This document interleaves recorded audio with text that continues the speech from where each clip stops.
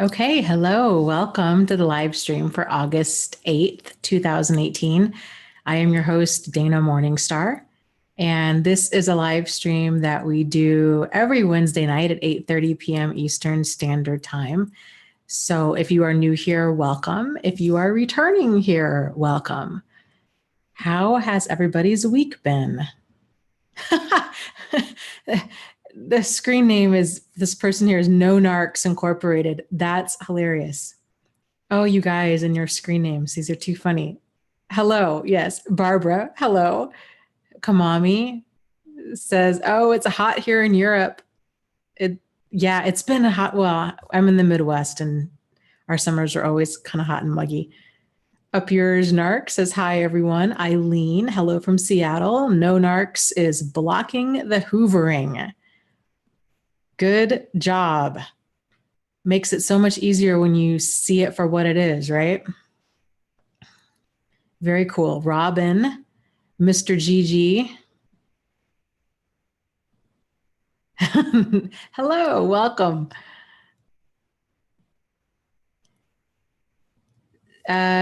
Zachary says, hi, Dana. I wanted to ask why you decided to stop being a mental health nurse, if it's not too personal. That's a fine question, or I'm okay with answering that, I should say. This is what I want to do. I've always been really drawn towards education and kind of domestic violence, the topics of abuse in general. So I always knew, I thought way back when, that I wanted to be more of like a community health nurse. That was really my goal. Like I wanted to do outreach. I wanted to spread awareness and kind of get rid of a lot of stigmas that are surrounding mental health and all of that kind of stuff. And I've always had a passion for domestic violence. And so then my YouTube channel, my blog all came about. And I never thought in a million years it would be something that I would be able to do for a living. I just started it because it was something I was passionate about, and it's just kind of grown. And so then I feel like I have a more significant impact doing my outreach kind of stuff in this way than I would have ever really had as a nurse. So that's why that's really the main reason as to why I made the jump. So, and I'm finishing up my master's degree in counseling. So that should be done in the next like 9 months or so. And then I'll be able to my focus is not to go into private practice, but it's again, to just do more outreach stuff. So I'd really like to work more with like mental health professionals, and as far as like creating trainings and just more of the that kind of piece of it.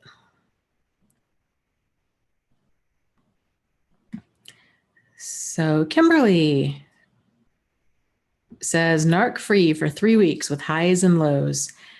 Yeah, that sounds about right. Did you see, I posted a video, I believe it was this morning. It's a blur.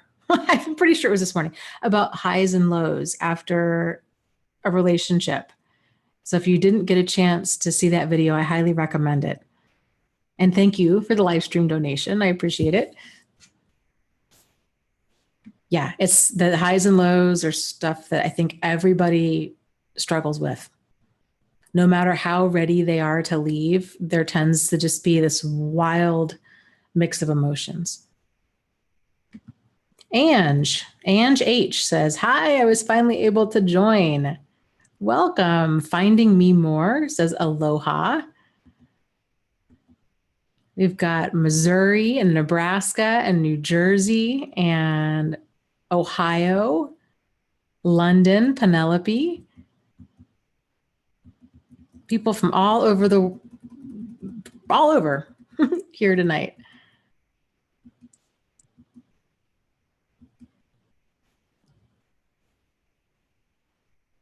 Let's see here. Ooh, I like the way that you phrased that, Penelope. She says, I am doing 1.5 years of psychoanalysis, cleaning up the inner world. That sounds like powerful stuff. Layla says, "Hi, Dana. I've just come to a realization that my mother is a narcissist and that all of my bad relationships with spouses have been down to this. Do you have any advice for me, please?" That's a huge realization to have, as far as kind of like, wow, okay, this first relationship in my life really kind of set the stage for all of these subsequent relationships in my life. And so I would say now the next step would be figuring out what is your pattern with these other people in your life. So because there tends to be like repeating themes. So if your mother was a narcissist, and because it's amazing how people can go through like narcissistic abuse as a child, but then it can manifest itself in different ways. So for example, somebody might have a narcissist as a parent, and as and that's their level of normal, and that's what's comfortable to them. And so they're seeking out narcissists in relationships and significant other type relationships because that's comfortable to them. Or perhaps it's not registering as uncomfortable to them. Or perhaps they're getting caught in with all of the love bombing and the intensity that tends to go along with narcissists. And they're mistaking that intensity for sincerity because they're not, maybe they've felt so like unloved or unimportant, or just kind of starved out emotionally, that they're misinterpreting love bomb, which is easy to do, but misinterpreting love bombing and that rushing of intimacy for the problem it really is. So I would say the next step is to kind of figure out, okay, how has my relationship with my mother manifested itself in problematic ways now that I'm an adult? And are there repeating themes? I would encourage you also to think about significant friendships you've had in your life, because odds are it's probably not these types of problematic people in our life. It's very rare that they only surface they only surface one time and they only surface in one way. There tends to be a pattern. We might not see it because they come across in a wide variety of ways and a wide variety of like degrees of severity. But if you can go back and think about, okay, here's some different significant friendships and relationships in my life, circle the ones that were problematic and think about why they were problematic. And is there a theme that tends to repeat? Like what is continuing to hook you in to these things? Because once you can figure, and then the third step to that would be once you can figure out what the hook tends to be for you, knowing that can really help to start setting you free. So for example, if you realize, okay, yeah, it's the love bombing that hooks me. They move really quick. They're quick to make me their whole world. And I fall for that. And I mistake that intensity for love. And, so now that you know that, you can start working towards addressing that vulnerability or healing that emotional wound, that childhood wound within yourself by filling that need in a healthy way. So filling it with people and things that nourish you, hobbies, quality friendships, these kinds of things. And a lot of this just takes practice. I don't know. I'll be doing a series here, I don't know, probably within the next few weeks on my book, a series of videos on my book, Out of the Fog. But before, I guess I would, if you haven't read that book, if you're interested in reading it, that might be something good to read. It talks about all of the common things that people tend to confuse, especially if they've been raised by a narcissist. So like the difference between like love and love bombing, intensity and sincerity,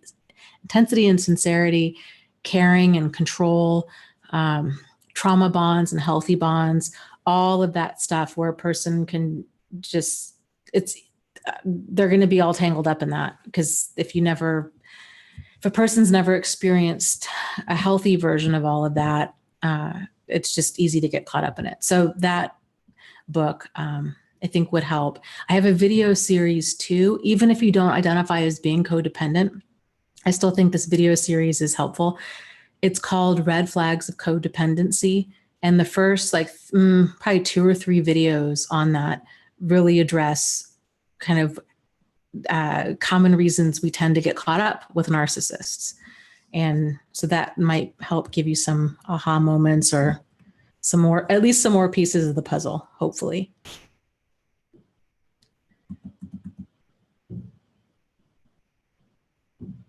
Oh, wow. Good for you, Barbara. Says, I'm coming up on 4 years, no contact from a narcissistic, no wire hanger's mother. That's good. How does that feel? And I would be curious to know too, what was that first month, or even that first year like? I think a lot of people struggle with that and go on no contact with family, especially parents. And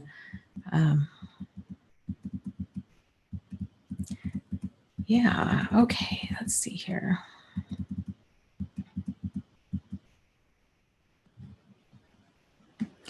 Last Miranda says, I have a new neighbor who is starting to become very clingy. How do I set boundaries with him in a polite but firm way? So I would say, first and foremost, I would definitely make sure that you're setting the pace. And that's probably step one, I think, with setting healthy boundaries to begin with. Being assertive, that kind of thing, is definitely a part of setting healthy boundaries. And setting the pace, you could say, goes hand in hand with that. So if you're finding yourself in reaction mode, right? Like he knocks on the door, you answer it. He initiates a conversation, you sit there and you listen to him until he decides the conversation's over. These are things that you don't want to do. So these are the unintentional ways that we sometimes later come to realize, oh my goodness, this other person has been setting the pace. And here I am just trying to be polite, not realizing. And then things get to this point where we're like, ooh, yikes, I need to kind of distance myself. So instead of standing there and feeling obligated to engage in this conversation because he wants to talk to you, thinking about, okay, if he kind of catches you on your way out to your car or whatever, to say, oh, you know what, I've really got to run. I've got some stuff I've got to do today. I'll see you around. Or if he knocks on your door, don't answer it. I guess the whole point is kind of getting out of reaction mode more into response. So once he realizes, this neighbor, he or she realizes that you're not going to just be there if they need you for anything, if they need you to pet sit or to help them move some stuff into their apartment, or to just for them to talk to you, however long they want to, like that's not what you're going to do. So you stay busy, you're setting the pace. I got to go. I'm sorry. I've got something I need to do. You just start staying really busy. You kind of stop engaging.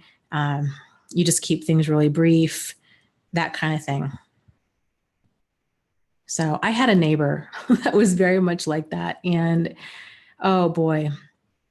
And it was a lot of the examples I was just giving was stuff that she would do. She would even go so far as to peek into my windows to see if I was there. She'd knock on my door and then come around and peek. Well, it was really like a sliding glass door, but still. And she'd peek through the windows to see if I was home. And I felt like a prisoner in my own home. Like I couldn't even sit in my living room without her seeing me. And I finally just told her, I said, you know what? I said, I really require a lot of downtime, and I work from home and I'm on the internet a lot. And so it's just, I don't know if I think I just kind of left it at that. I might have even said something like, if I don't answer the door, I might have even said this, and I guess it's not quite true, but I think I said something along the lines of, if I don't answer the door, it's not you, it's that I am busy doing other things. I guess that was a half truth, because it really was her. But at the same time, I really also was busy doing other things. Even if I was busy reading or taking a nap, like I was doing other things. So I don't know, kind of, I think thinking ahead of time about what you can say. And if this person has a tendency to kind of like, what do they normally do, right? Do they normally try to they not normally knock on your door? Do they normally like, what kind of stuff are they doing? Do they just start talking to you when you're trying to go to work or what have you, and to prepare a kind of an inner script as far as like what you can say when that stuff starts to happen. So.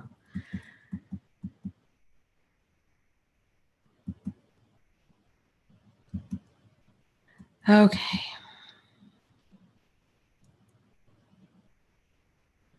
Brandy says, love bombing that comes when I'm going through major loss in my life is when I tend to gravitate towards these types of relationships or loneliness. Yes, I was raised by narcissists.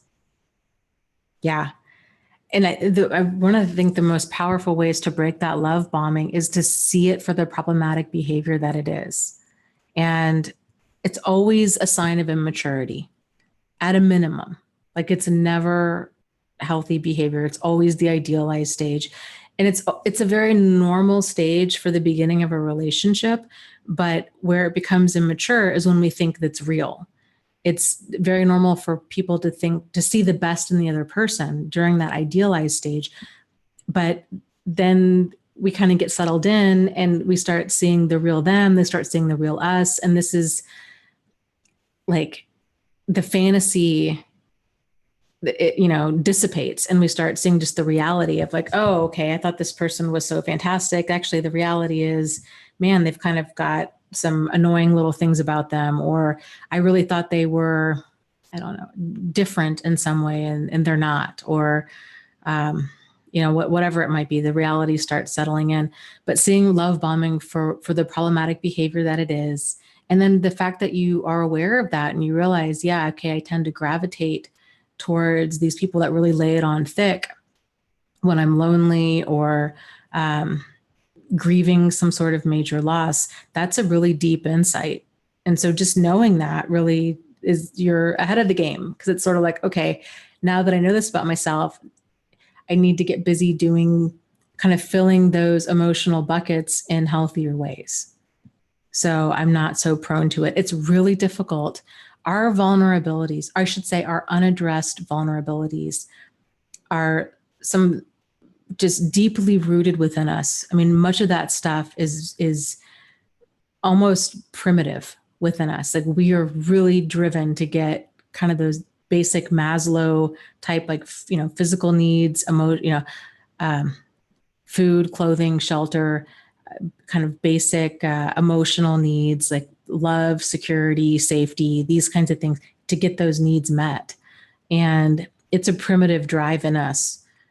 So trying to rationalize our way out of it can be difficult. It can be much easier to see the vulnerabilities for what they are and to start addressing them as soon as we possibly can.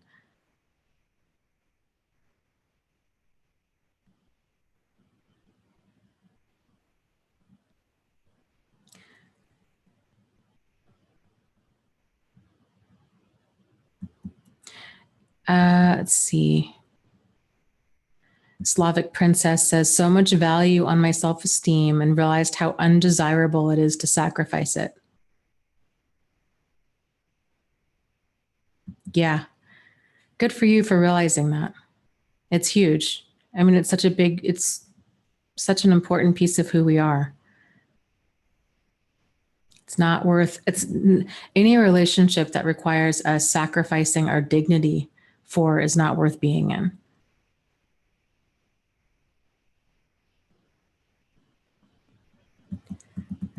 Okay.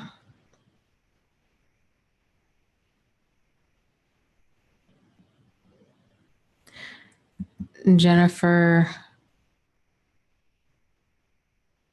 says, the doctor was asking me about depression because they gave her a checklist in the waiting room, and she touched on one thing that made me tear up for like 15 seconds. So now she gave me antidepressants. I've got to talk to my therapist more because I don't feel overly depressed. Mostly anxiety is my problem. So interestingly enough, depression manifests in different ways for different people. And I'm not saying that maybe you're not struggling with anxiety as well, but some people experience depression as profound sadness or hopelessness. Other people tend to experience it in more anxiety type ways where they feel incredibly overwhelmed. They are running internally and externally. They have a to-do list a mile long. They're just trying to stay busy. They're like, they don't maybe not experience so much sadness. It's maybe just feelings of like unworthiness or hopelessness, not so much in the suicidal sense, but of like, I'll never achieve my goal, these kinds of things. So depression can be really tricky that way. And I would be curious to know how you do in about 4 to 6 weeks after being on an antidepressant. I would encourage, not that you need to let me know, but I would just would be curious. But something that can really help with antidepressants, because it's amazing how quickly something bad or good can become our new normal, would be to, I don't know if they gave you some sort of like scoring sheet.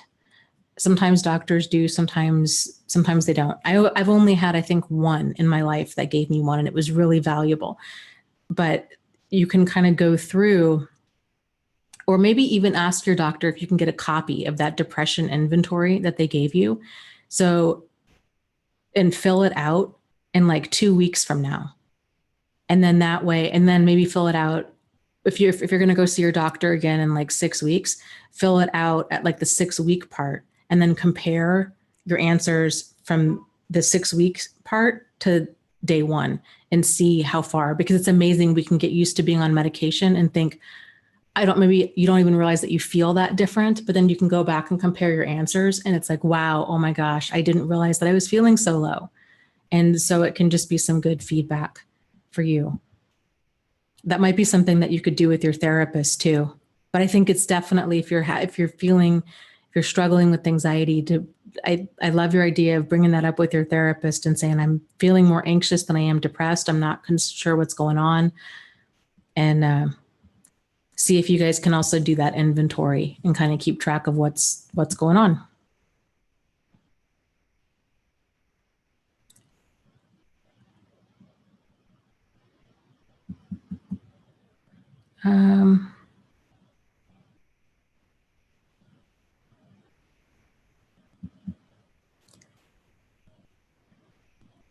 Barbara asks, Dana, when you're raised by a narcissist and a sociopath and have been starved of so much, how are you to identify the emotions and such to strive for if you don't even know what you're looking for?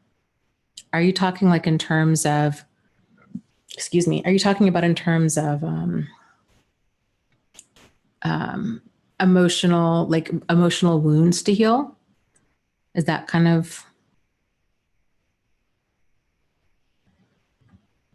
I'll scroll down and see if you've answered that.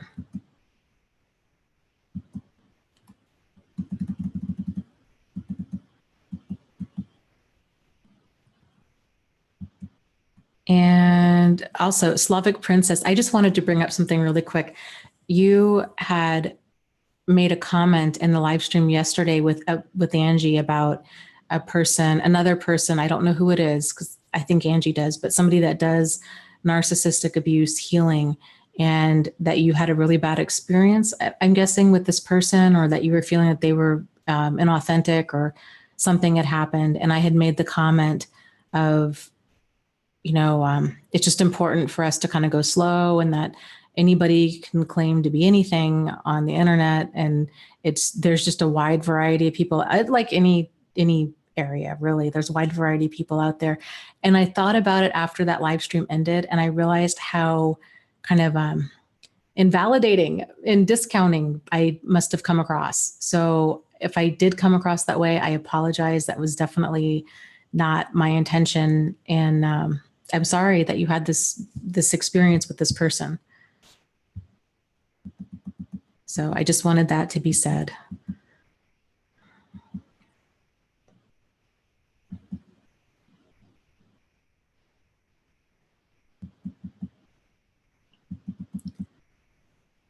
Okay, let me.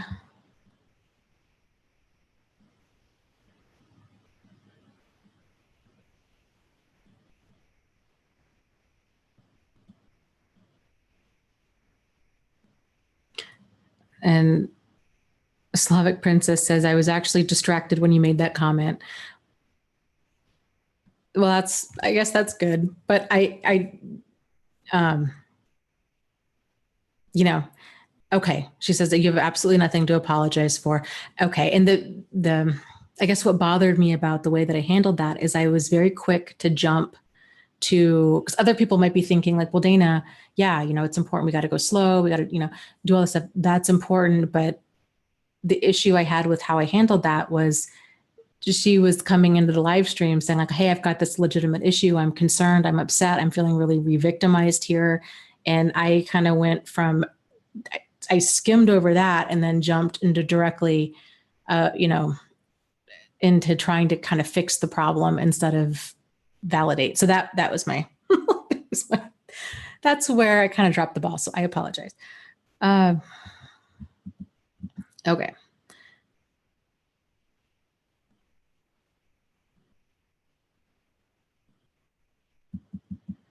And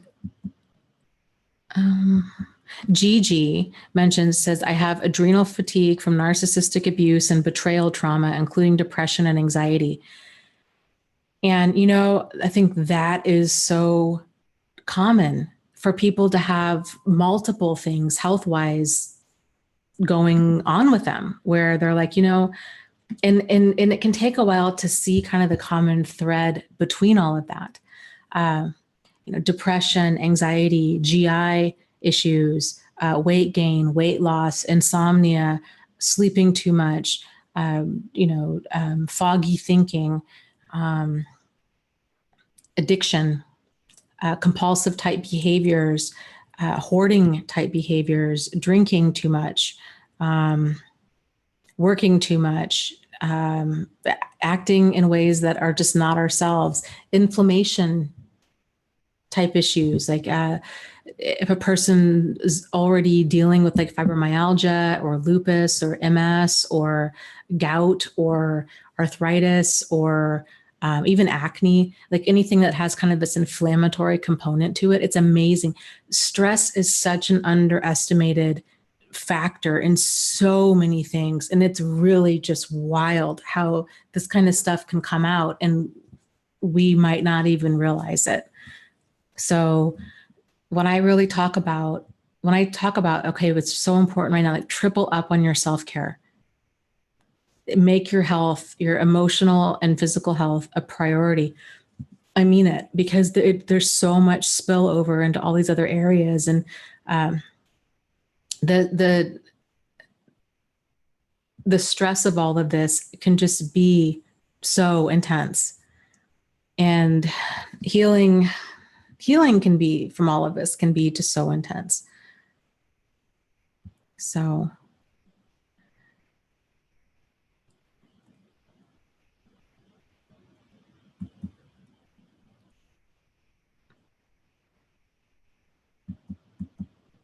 And Kevin has been going through this for a while now, says, I'm considering going to college instead of having to deal with this new living situation, even though I don't think I'm ready for college. Ugh.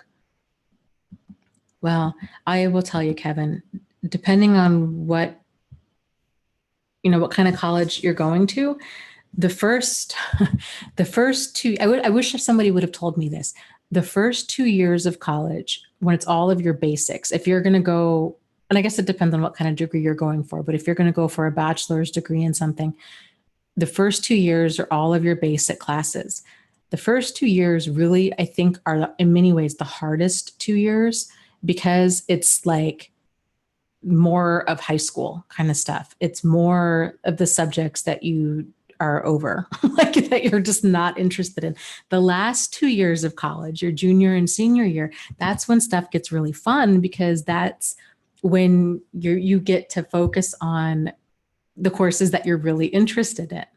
So if you're not 100% sure that you're wanting to go to college, but you're thinking like this might just be kind of a good escape route to at least start to do that and to kind of get that ball in motion, I would encourage you, take classes that most interest you.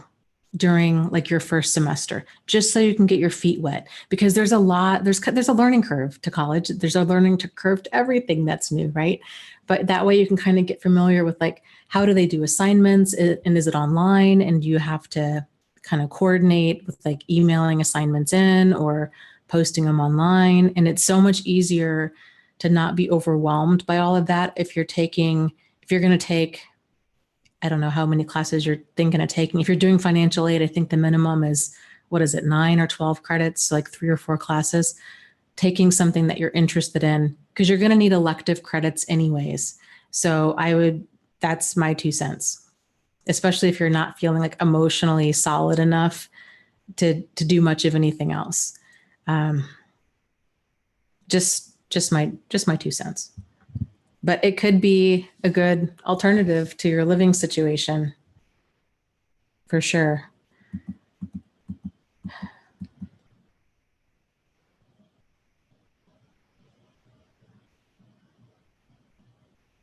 Do you have any idea of what you are interested in, like what you would want to study?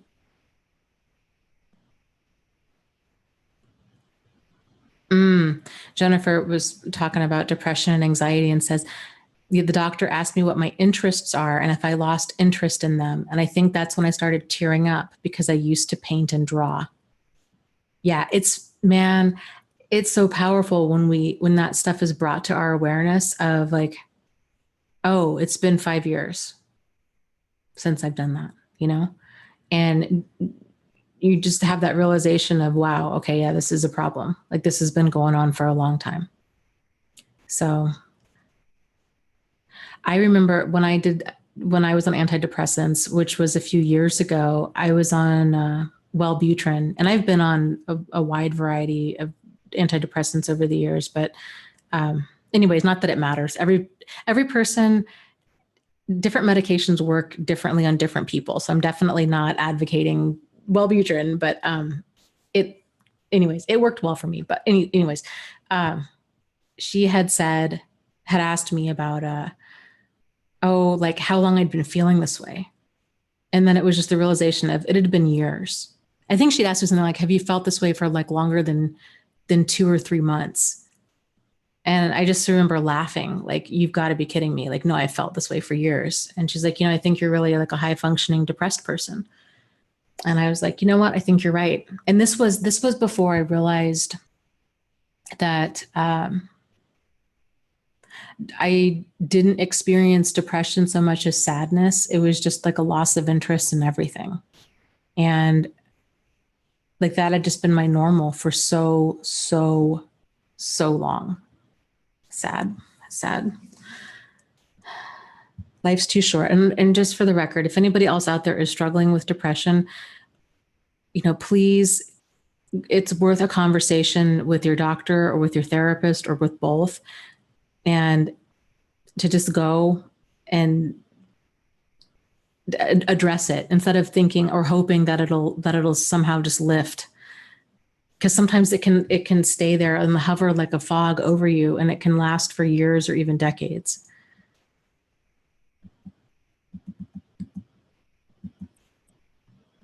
And that's a very great point. Brandy says, yeah, depression can manifest in the form of mania.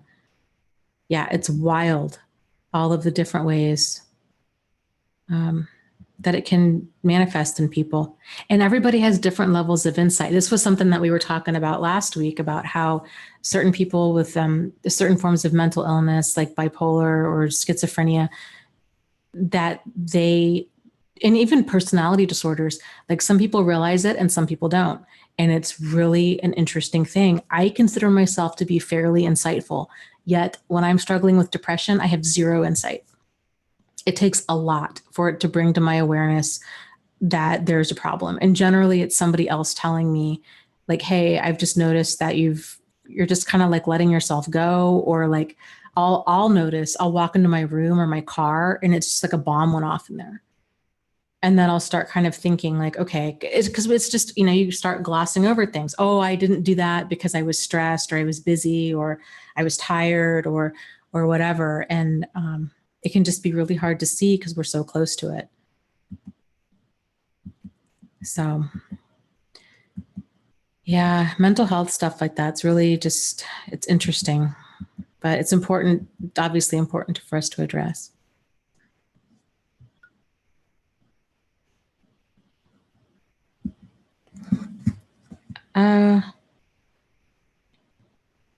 Les Miranda says, how sure is the statement that toxic people are miserable?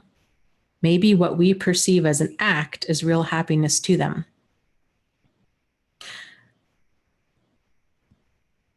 Well, I mean, I guess the way that I look at it is normal, happy, forget normal, happy people don't feel the need. They're comfortable enough with themselves. They don't feel the need to go around tearing other people down.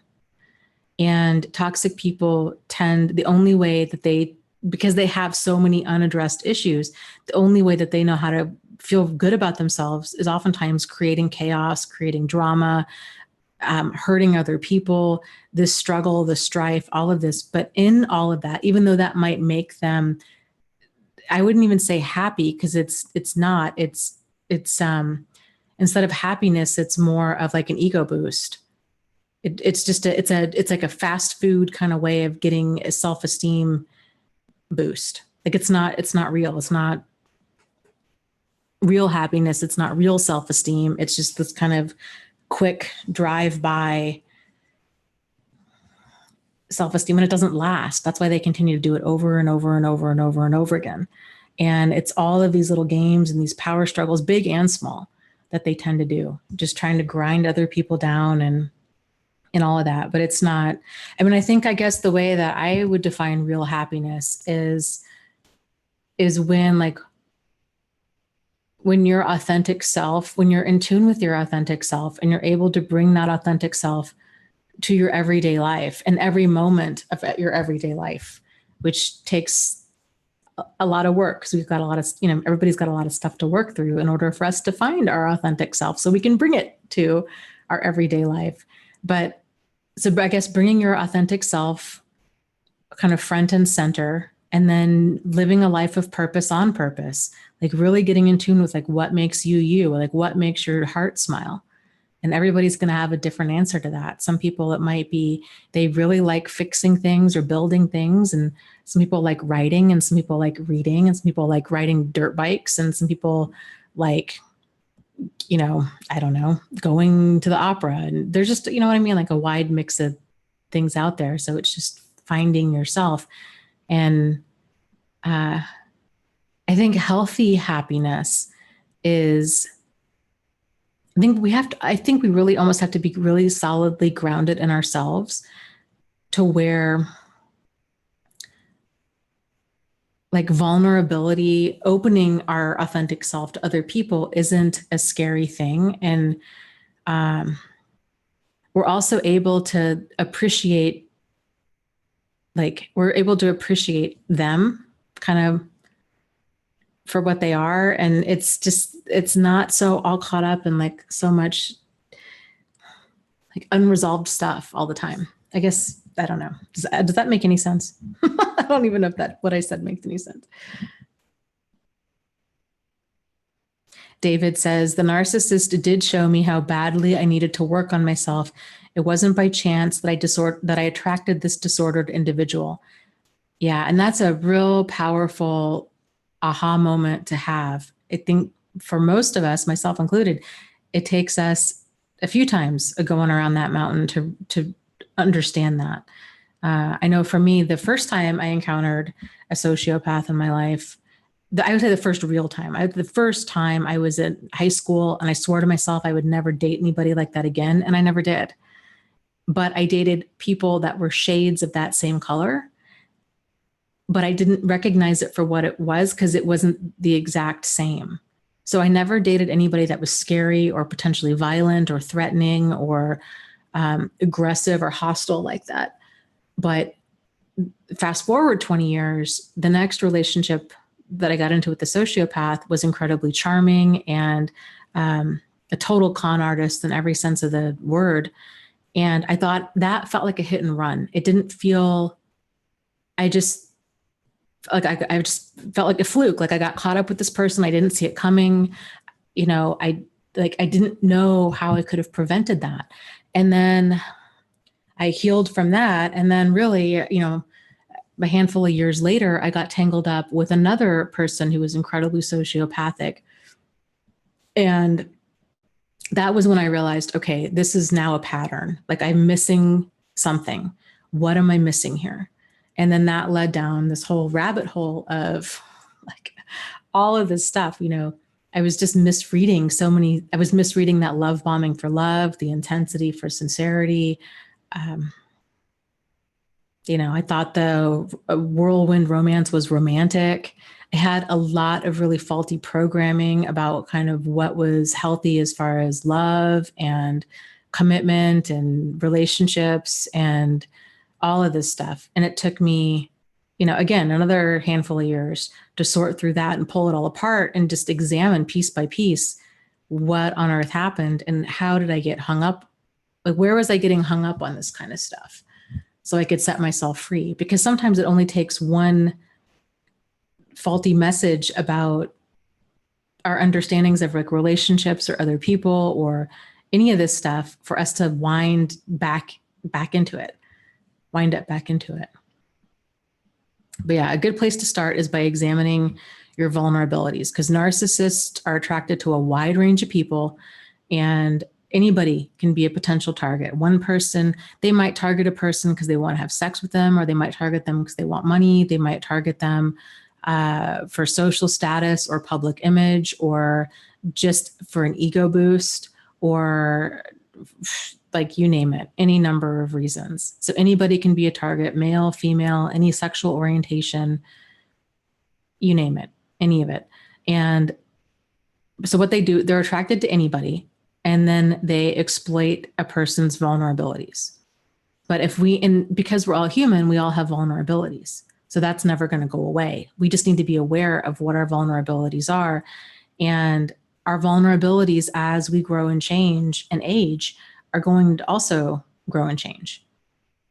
So it's that self-awareness component of it, being able to turn inward and examine, like, do we know what it feels like when we're feeling lonely or afraid or scared, or like what are getting clear with yourself? Because everybody processes this stuff differently. Like, how can you tell? Like, how can you, David, tell if you're feeling these different ways? So you can know down the road, it can register as, you know what, I think I'm feeling really lonely. Like, I found myself wanting to hang out with coworkers that I don't normally want to hang out with. Like, that's a sign that I need to kind of spend some time with friends, right? Or if you find yourself going on dating sites or trying to date somebody because you're looking for a friend, like these kinds of things. It just, self-awareness is huge. Or I think another one is after any major life event, like the death of a loved one, you've moved to a new city, you've changed a job, you've, I don't know, filed for bankruptcy, like some sort of major life event has happened that can really spin a person unknowingly. You've gone through a divorce, spin a person into a place where they're not thinking clearly, but they don't even realize that they're not thinking clearly. And it's a lot easier to start dating people than it is to actually make friends. And that can be a problem. That's why I'm a big fan of, if you're new to town, if you're newly single, if you don't have much of an inner circle, go check out meetup.com. It's a fantastic way to meet people. I'm not affiliated with them. I love their service, and it's a great way to go meet people, do things that you're interested in, expand your inner circle, kind of get back out into life in a relatively safe way, because it's all group meetings. And yeah, it's a much better way of meeting people.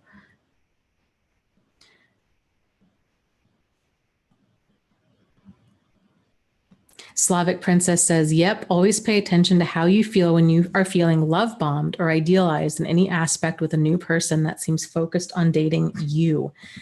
Yes. Yes. Speaking of that, So I don't think I've mentioned this before, but Healthy Love and I are working on a book. Maybe I have mentioned it. But anyways, we're working on a book together. And she is an artist. You can check out her stuff on Facebook. Her, let me make sure I'm giving you the right thing. It's Wholehearted Arts.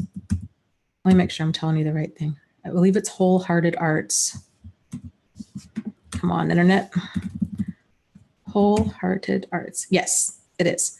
Whole, WHOLE, hearted, HEARTED, arts, ARTS. And I will put a link in the live stream chat so you can check out some of her work. It's fantastic. So anyways, so we're doing a book, and it's going to be her paintings on, so if it's like a coffee table type book. So like on one page, it'll have her painting. And then in every painting is related to basically healing from abuse and kind of what abuse is and moving forward from it. I'm just so excited about it. It's so weird. It's what I've been wanting to do for the longest time, except I am not much of an artist. And so it was just kind of weird synchronicity kind of thing, how we connected and that we're end up doing this. But anyways, one of her paintings is about the Cinderella dream. And I love it. So she painted, it's this picture of this woman surrounded by all of these shapes, these kind of red circles, these kinds of things. And she's got this like kind of bewildered look on her face, like, and so we were talking about this painting tonight, her and I, and she was saying, yes, it's that feeling of this is too good to be true. And it's this look of bewilderment of I'm not sure like what's going on, or it's too good to be true and what's really happening. And this feels like a fairy tale and all of that. And she just captured that, the confusion of love bombing and then the fantasy of love bombing all in one. So,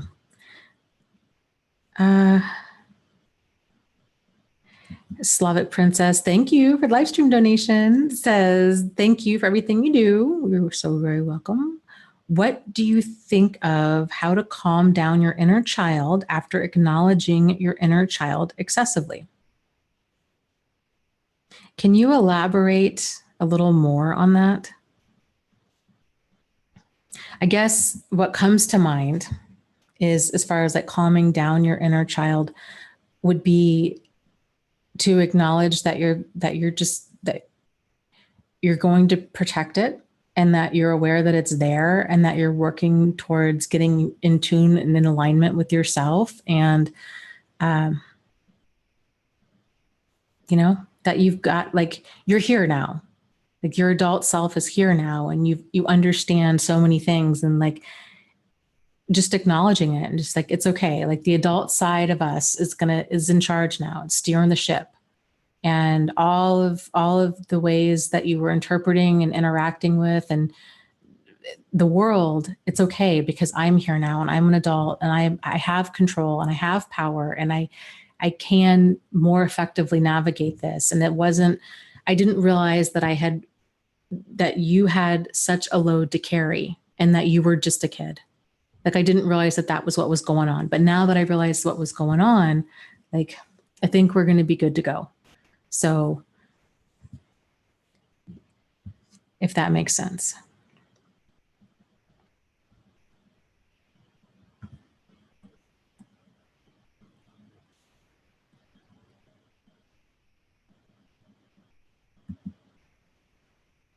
Kevin says, my ability to navigate reality is pretty much non-existent.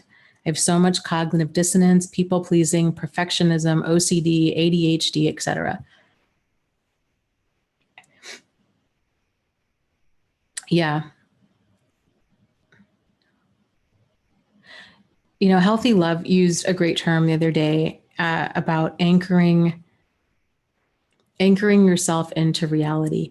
And sometimes that starts like a little piece at a time.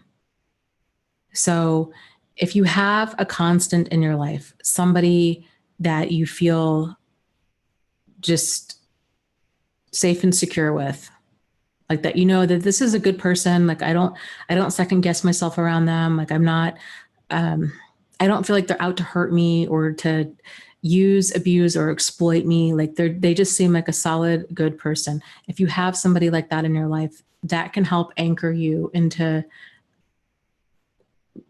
feeling that you're realizing that it's not you. Like you do know how it feels to feel safe and secure. It might have been a while since you felt that way around some people, but if you've also been around a lot of toxic people, feeling anxious and unhinged and unsettled is a very normal way to feel around, anxiety inducing, crazy making, toxic kind of people.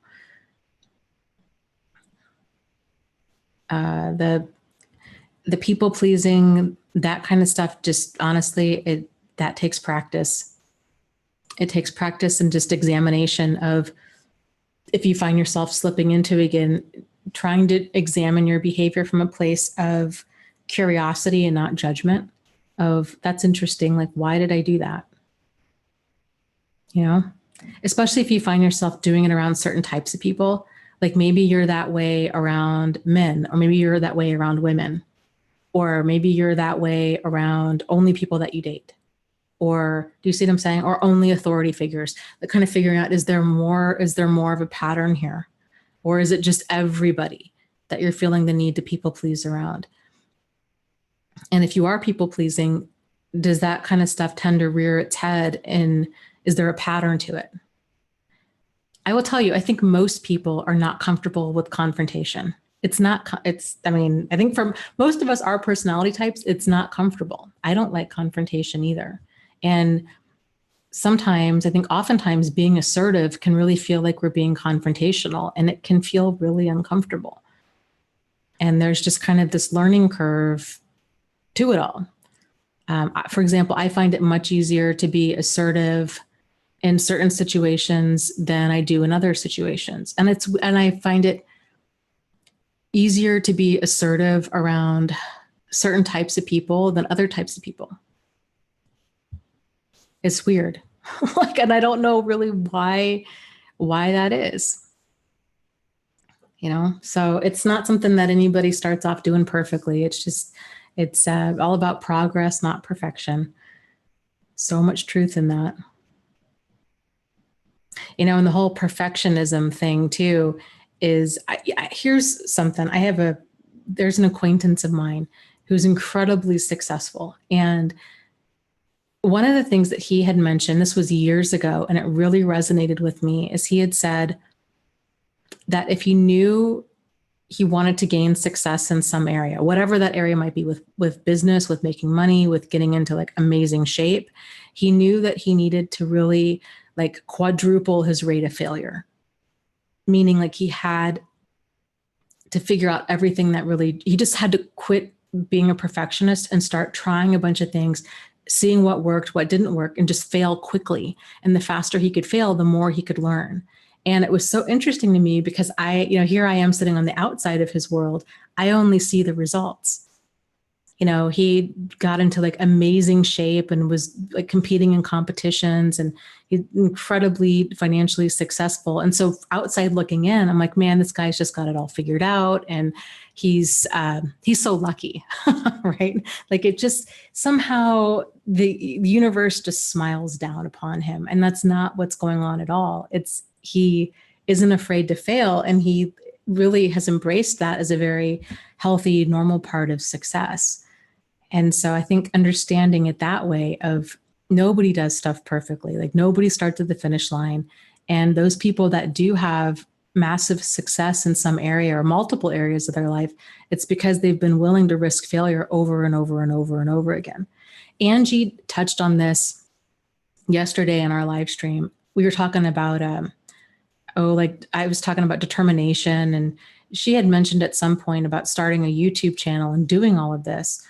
And like later on, I was thinking, yeah, oh my gosh, all of the mistakes that I've made over the years, it's laughable. It was horrifying while I was making them. I was so embarrassed. I'm like, oh man, I feel like everybody else has this stuff figured out and I don't, because I'm just not that big into technology. And I just, dug my heels in. I'm like, I'm just going to figure this stuff out. And it's taken me quite a while, but, I'm much further along than I was. And that's kind of all any of us can do. It's just part of it.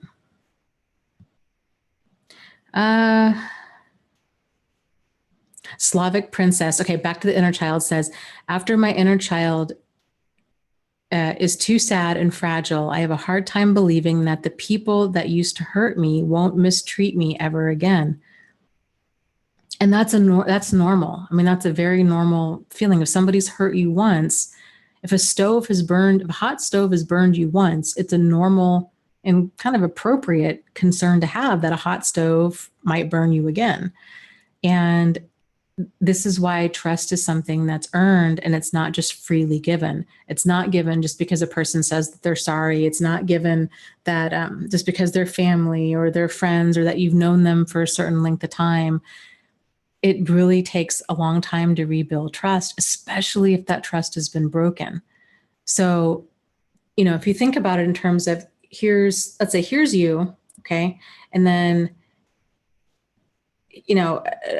a person in your inner circle is like right next to you. Okay. Or actually, let's say an acquaintance level is like a few steps. There are a few rungs out on that inner circle, right? So you're like in the center right there. Okay. Like you're in the center of your little universe and you have all these different rings around you of your different circles. And people, based on their behavior, move forward and move towards you, or they move away from you. If a person's a total stranger, they're going to be on like the outer ring of your universe, basically. And so as they continue to have appropriate behavior, we continue to kind of subconsciously advance them, closer and closer and closer into our inner circle. Some people might stop at the acquaintance level for whatever reason. Some people might stop at more of like a work level. Some people might stop at the friend level. Some people might get into like the significant other or the significant friend level of inner circle. But if a person, so if you think about that outermost ring of being a total stranger, if a person has broken our trust, they are now bumped past stranger level. They're into like outer space now. And that's how it should be. Because with the stranger, they're on that outer ring because we don't know if we can trust them or not. If somebody's been in our inner circle and they've really breached our trust, their starting point is now past that of a total stranger. Because now we do know what they're capable of. And what they're capable of is some really hurtful stuff. So that's why we've really had to bump them back. And I think kind of understanding that it's normal to have concerns and hesitations about a person that's hurting you again. And it's just going to take time. And it's going to take even more time depending on the degree of how much they violated your trust.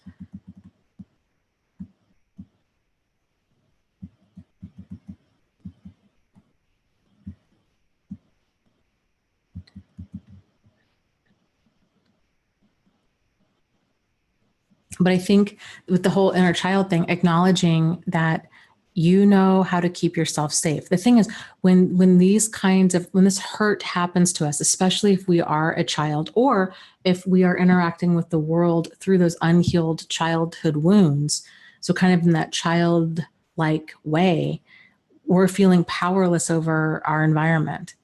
And so acknowledging, or I guess even understanding that of, okay, these wounds happened when I was a child. I had no power. Maybe you were 6 years old or 9 years old. There's not a whole lot you can really do, right? As an adult, now you realize, you know what, if somebody hurts me or starts acting in a way that's hurtful or starts acting in a way that really violates my boundaries or violates my deal breakers, as a functional adult, I can now do something about it. That's the big part. And so when we can trust ourselves to keep ourselves safe, when we can distance ourselves and get ourselves out of harm's way, it takes the pressure off of us needing to trust other people 100%. So it's like, okay, they're going to be however they're going to be. They may intentionally or unintentionally cross your boundaries or hurt your feelings or do something like this. And hopefully they don't do anything like egregious and that goes into deal breaker territory. But even if they do, you see it for what it is now. And then you're going to actually respond accordingly because you can trust yourself to keep you safe. And keeping yourself safe means setting boundaries. It means setting the pace. It means going slow. It means being assertive when your boundaries have been violated. It means just really valuing your safety and your sanity. So I think that can be a powerful thing. Camilla says, yes, it's time to bump the person who I thought was my friend way out to the most outer shell. I feel like I need to explain to that person, though. Any advice? Ooh. Well,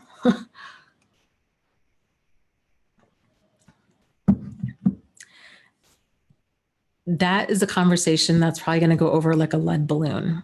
And depending on why you're wanting to distance yourself, they're going to have a problem with that. Because everybody generally acts in a way that we feel is right. And so if they don't see anything really wrong with their behavior, I guess what I'm saying is that can just be a conversation that goes nowhere because they probably feel justified in whatever they did, or else they probably wouldn't have done it, no matter how problematic it is. Like we all justify our behavior to ourselves. So if they didn't see a problem with what they're doing, like even you pointing it out may not give them any added clarity, and they may continue to fight you on that and then start pointing out all of the ways that you're not perfect. So I have found in my life with people that are crazy making or boundary busting or just have that kind of problematic behavior, if I just kind of slowly let that stuff fizzle out. I only try to assert myself when it's when it's a relationship that I want to try to save. If it's not something that I want to try to work on or save, and they've done some like really awful, like line crossing kinds of things, to me, it's just not really worth the time or the energy to be assertive about it, because no matter what you say, it's like screaming into the wind, and they're going to get upset and think that you're being manipulative and abusive and unfair and blah, blah, blah. But I mean, at the same time, like if you feel that you need to say, hey, you know what? But again, like I would only even bother to do this if it's a relationship that you're trying to salvage. Like if it was somebody that sided with your abuser, for example, to say something like, you know, it really hurt my feelings. I really had my feelings hurt when, you sided with my ex, and, that person was really terrible to me. And it just makes me feel, I just feel like emotionally kind of unsafe and wondering if you're going to take their side and whatnot. Like I would address it only if I was trying to work through it.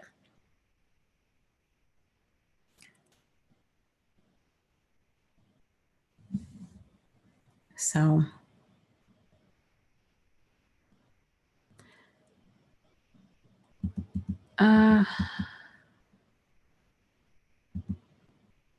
yeah. EXO says I would not explain anything. I would just cut them out 100% now.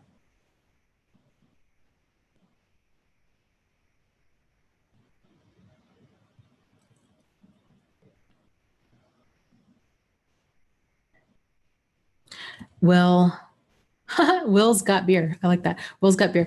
He says, I am a 23-year-old guy, and I feel as if my mother seems to exhibit a lot of narcissistic traits. All of my brothers and sisters are totally under her spell. My mother is very divisive.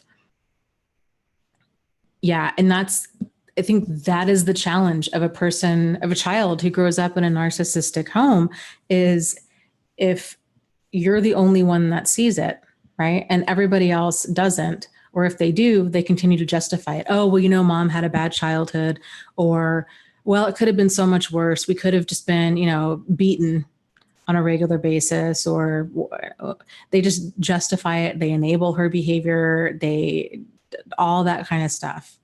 And it can be really hard. I think most children of narcissistic parents, they tend to go low contact.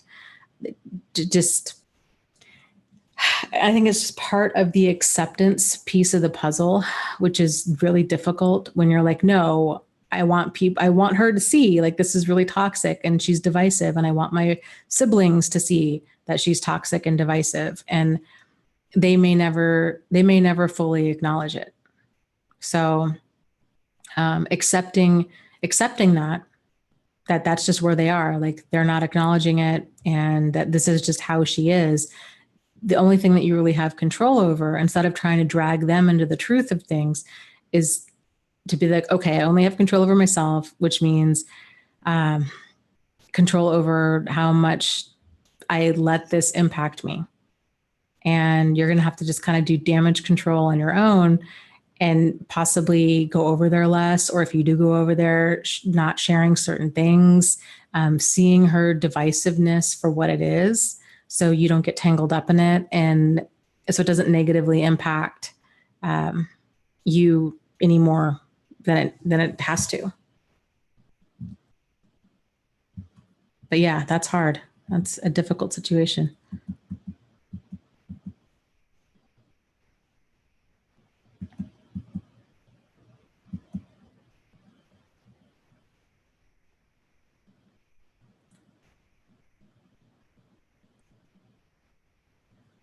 EXO says, if we rely on a job, and jobs have been abusive 9 out of 10 times in the past, how do we trust ourselves?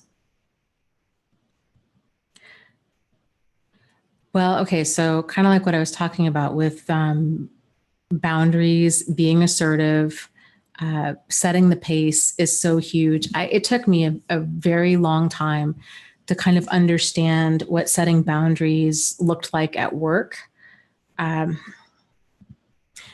Here was the pattern that I was running, just for whatever it's worth, is I would find myself getting hit on by married men at work. And I was really disgusted and offended by that. And I was confused. I'm like, what kind of signal am I sending out that these guys think that it's okay for them to be married and be gross and like be inappropriate? Like it just made me feel really gross that they thought that that was okay. And so then I kind of realized, and I really struggled with this. I'm like, is it because I smile a lot? Is it because I'm friendly? Is it because, and if that's what it is, how do I change that? Because that's kind of how I am.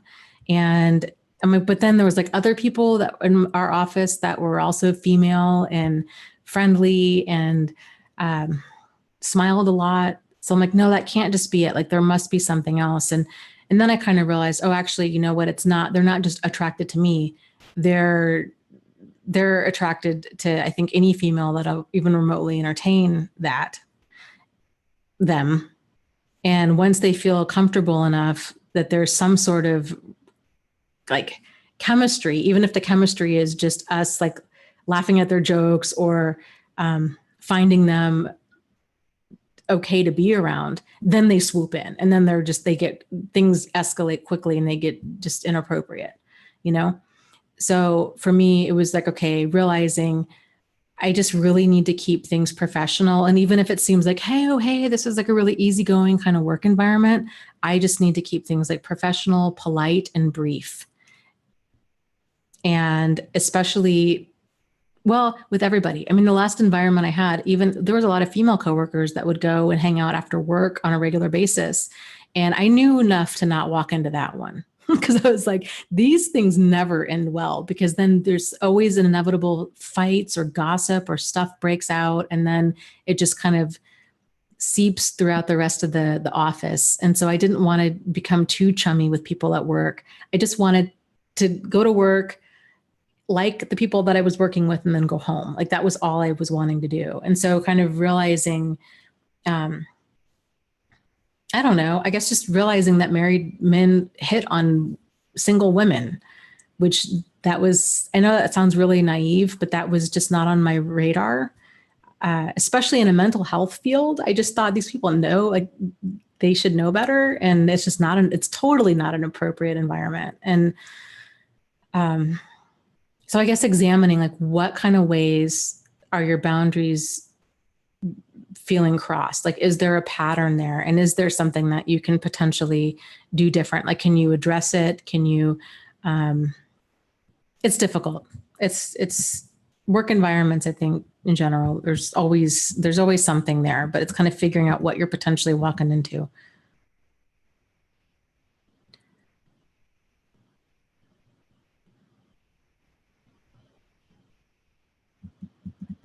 Okay.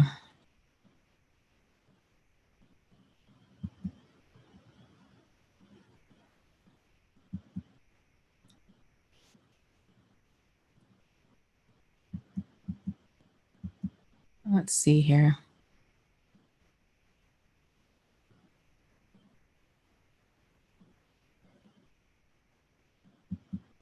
Julia says, I have a question.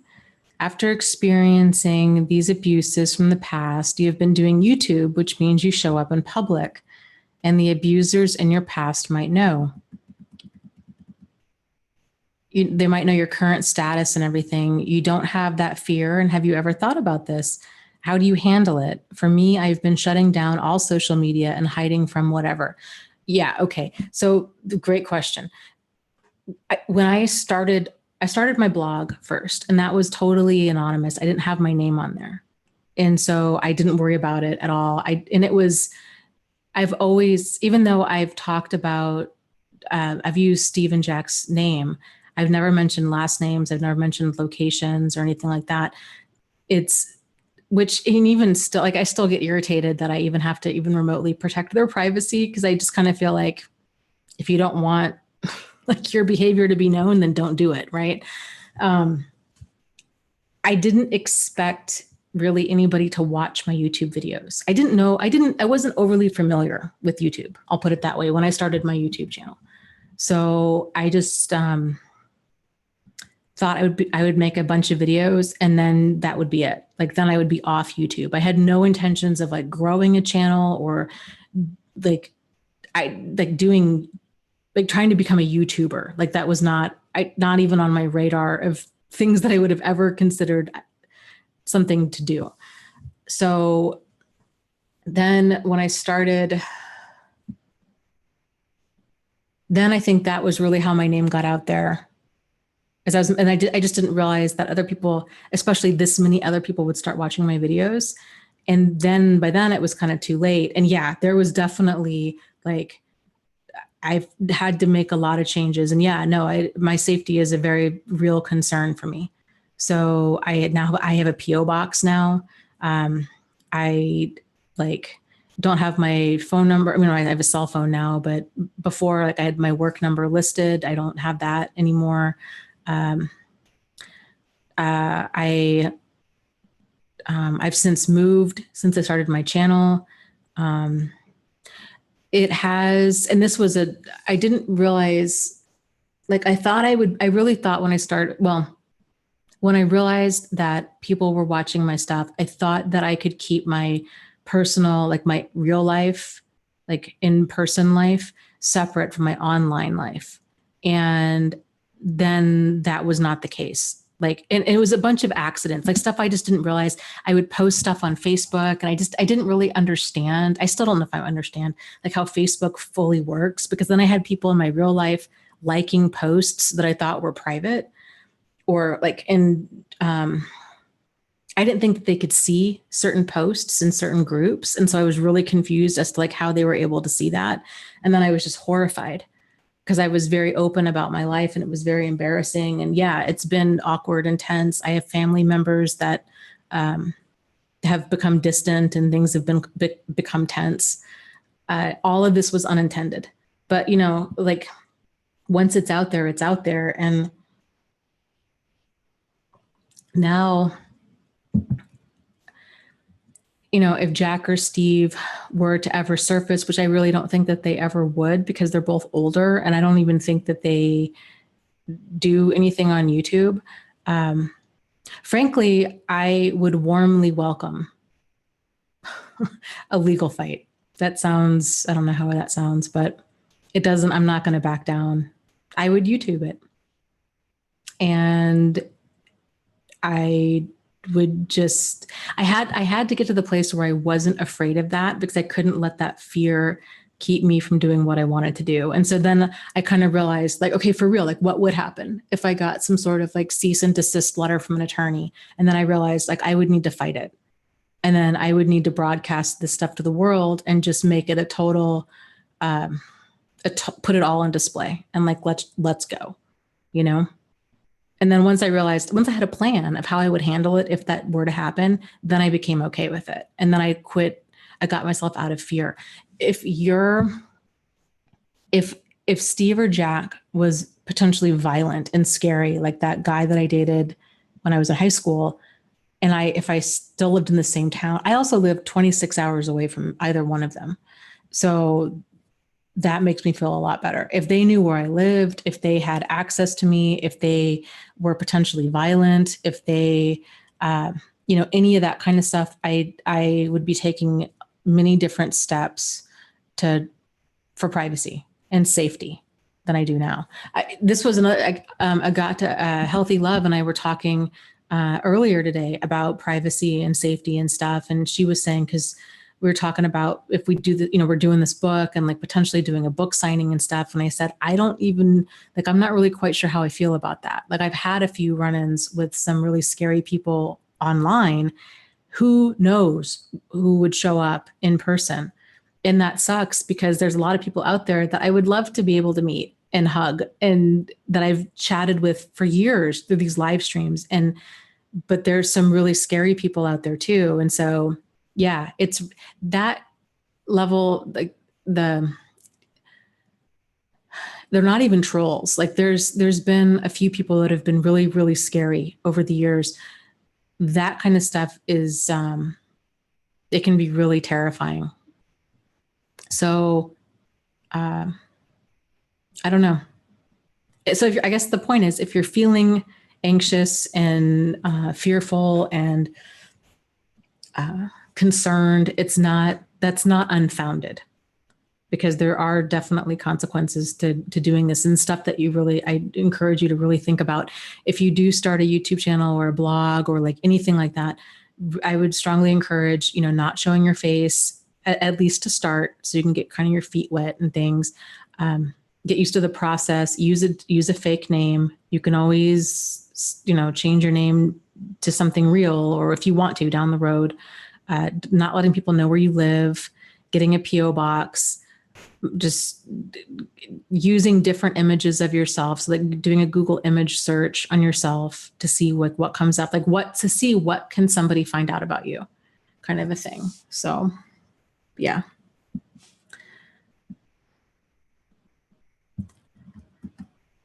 Okay, let me.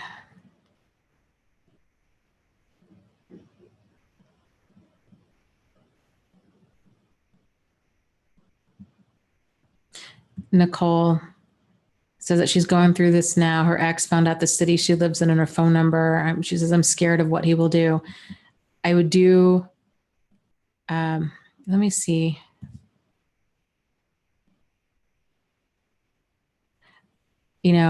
I would check out, like, if that's your real name, like changing your name on your last name on things, and making sure that you're using different profile pictures, like really being aware that Googling, if that's your real name, first and last name, Googling that name, seeing what just comes up on the internet. It's amazing stuff.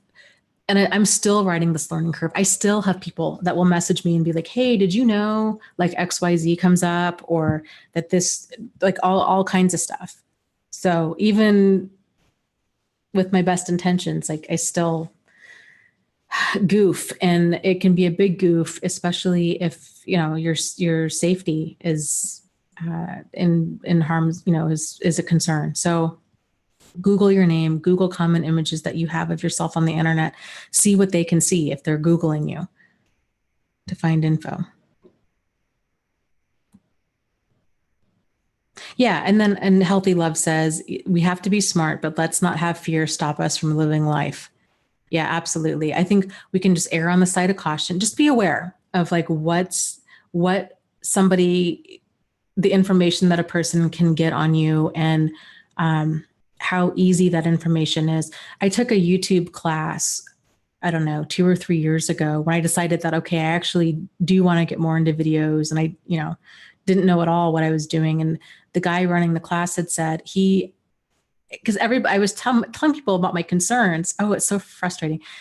There was this one person in particular who was really dark. I mean, super scary person. And people were very quick to discount it, like, oh, the troll, just delete, block, da da da da. And the instructor was like, no, that's not a troll. Like, you need to call the police. Like, that stuff, you need to take that stuff seriously. Like, that's way past like just common, internet troll. And he was telling me about this other family that he knew, that they were doing a family vlog, like that was their channel. And they were very open about filming the filming their area of where they were. And, they had their last name. I forget what their last, we'll just say like the Smith family. It's like the Smith family vlog. And so the whole internet had like their children's first names and last names, their first names and last names, the city and state that they lived in. You could tell by footage, like where they were. And they ended up getting harassed by a couple of like just psychos on the internet it was so bad that they had to move. They shut down their YouTube channel and moved. So it's not just these kinds of channels that have attract that kind of stuff. This is just the world we live in. But like Healthy Love said, we can't let it stop us from living our life. But there's things that we can do to be more careful, like just not putting your full name out there unless it's absolutely necessary, kind of keeping certain things vague.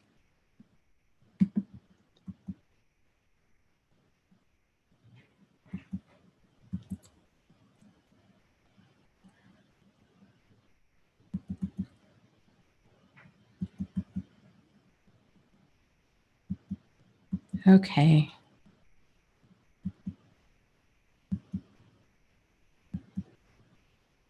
Bonnie says, is there life after narcissistic abuse? It's all I've ever known. Yes. Yes, my dear, there is. There so is. And it's step by step moving in that direction of finding your authentic self and just turning inward and figuring out, what is Bonnie like? What is Bonnie not like? Like what's nourishing for you? What's toxic for you? Kind of sometimes it helps to start with like polar opposites like that. And sometimes it helps to start with getting clear on like what we don't like. Because I think sometimes we're more in tune with what we don't like than what we do like. And so starting there and just starting to kind of refine what you like and what you don't like, and then kind of transfer over that to thinking about friendships and relationships and hobbies. And once you're really clear on like, this is what I like and this is what I don't like, and you start spending more time around those people, places, situations, and things that you do like and that do nourish you, that's how that happens. That's how building that like authentic life happens. It's decision by decision, kind of piece of clarity by piece of clarity. And the more you're in kind of living your authentic life and walking in your own authenticity, you'll start seeking out other people that are on that same wavelength, and you'll start gravitating away from people that are not. Like all of the old kind of toxic patterns and the craziness and the drama and all of that kind of stuff just really very quickly loses its appeal. I think what I'm saying in a nutshell is kind of once you start really getting used to feeling good, you're not going to settle for feeling any other way. So try to focus on that. Just getting used to feeling what feels good, doing more of like what nourishes you, like what truly nourishes you, not just there's two types of experiences out there. There's kind of these instant gratification experiences, and then there's things that don't feel so good, but then they feel good in the long run. So like an instant gratification experience would be like eating chocolate cake, right? But then maybe afterwards we don't feel so good. We're like, oh man, I feel kind of like, or eating a bunch of junk food. Like it might feel really good in the moment, but then later on we're like, oh, I just feel oily and like, ugh, just kind of icky. The second type of experience, the delayed gratification experience, is like going to the gym. We might not enjoy it in the moment, but then after the fact, we enjoy having done it. And so kind of thinking about your experiences when you're thinking about what nourishes you, like what nourishes you in the moment. And I gave you some examples of some that felt nourishing in the moment, but that really weren't. But some positive examples might be nourishing you in the moment of some sort of self-care. So I don't know, taking a bubble bath, or coloring in an adult coloring book, or going for a walk, or giving yourself permission to go to bed half an hour earlier and just get lost in a good book or a good TV show. Whatever self-care might be for you, where it feels good in the short term and it feels good in the long term. And then also thinking about those experiences that might be a little bit uncomfortable in the immediate short term, but then feel good in the long term. So kind of thinking about things like that. But yeah, decision by decision, moment by moment.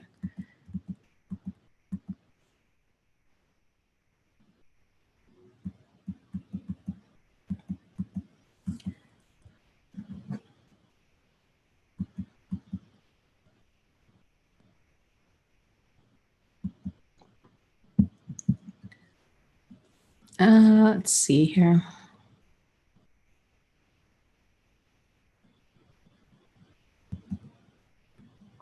Yeah, that's really insightful. Kevin says, I binged at McDonald's and then wrote down some things that were bothering me, and it helped a lot to relieve the stress.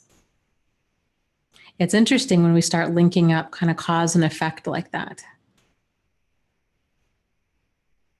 you know, of like, is this why I'm craving? It's so, cravings are so weird like that. Like sometimes we can identify them and sometimes we can't, you know, like, am I craving French fries because I really want French fries? Or am I craving French fries because I've had a bad day and I just want some comfort food? Like, this is a fast way for me to just feel good. Like, what's really going on here?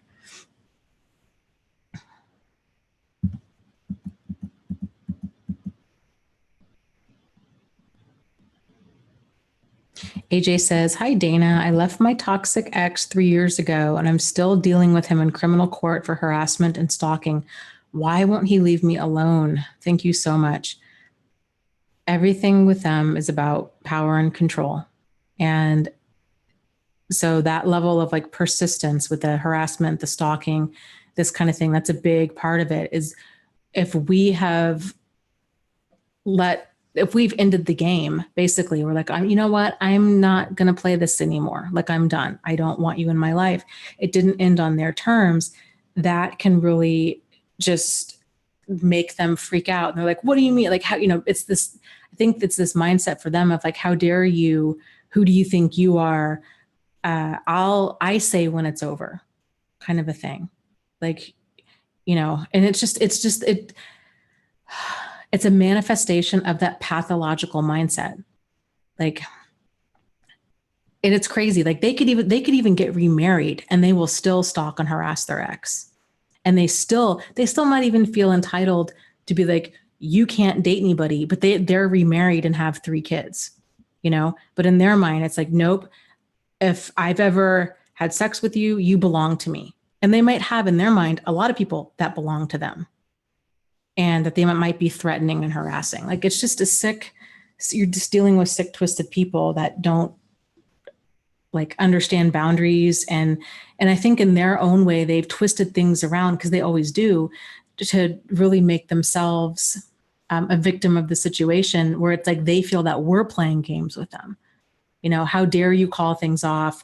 Like, don't you see you're being manipulative, you're being abusive? It's just crazy. I mean, it's so illogical and irrational, and just, it's not you though. I mean, it's them. It's just a sign of that's how they are. And I'm sorry that you're going through it. It's hard. It's hard. Like, sometimes it just requires a person to actually move and to get a PO box and to really just get off of get off of the grid for a little while, to change your social media and to kind of fall off their radar.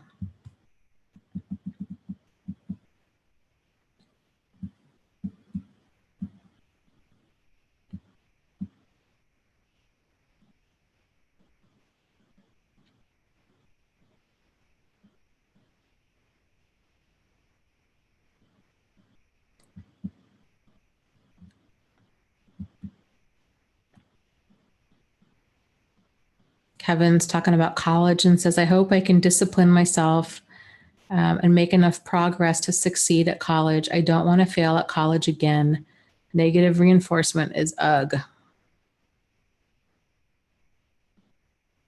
Yeah. You know, if you can examine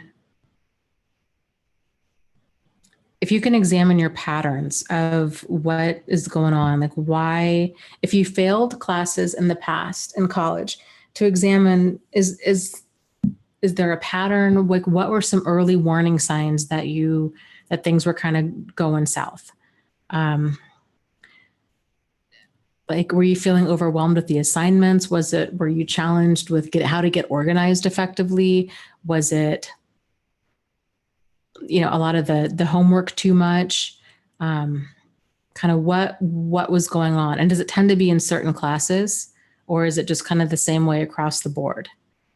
And I have found that most instructors, if you realize that things are kind of going off the rails, whenever you realize things, as long as it's not like right before the final exam, right? But if it's early enough in the semester to be like, you know what, I'm really struggling with kind of X, Y, and Z, meeting with them when they have office hours, letting them know these things, that they'll oftentimes really work with you.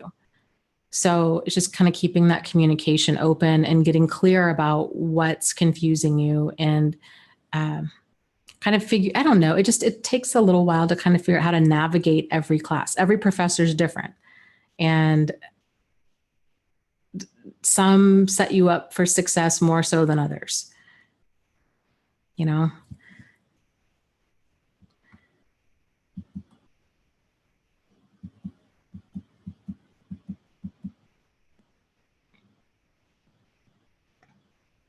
Zachary asks, Dana, do you meditate at all? And if so, what do you think about it? I meditate on a very infrequent basis. It's something that I would like to do more often. I really need to make it more of a habit. I think it's powerful. Meditation is powerful stuff. It does wonders for stress reduction and mind-body awareness and reducing anxiety. And I mean, there's just a ton of benefits from it. I'm a huge fan.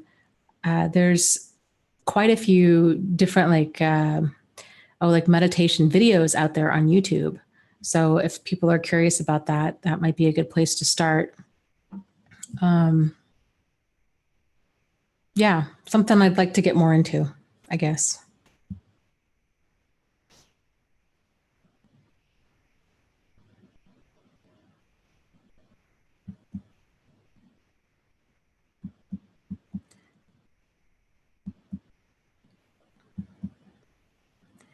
Okay.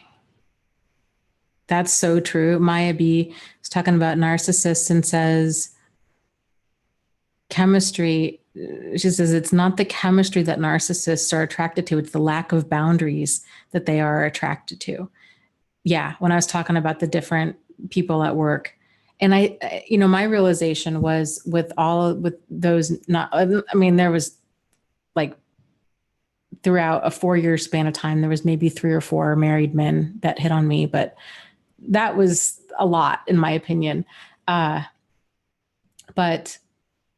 they were like, as soon as somebody seemed friendly and approachable, that was when they would get inappropriate. And they would, it took some of the female staff to start talking about it. And we realized, oh, this was happening to a lot more people. Like it wasn't just us like that. They just pushed boundaries until somebody ended up, I guess, sleeping with them, or until somebody was really vocal about them having a problem with it.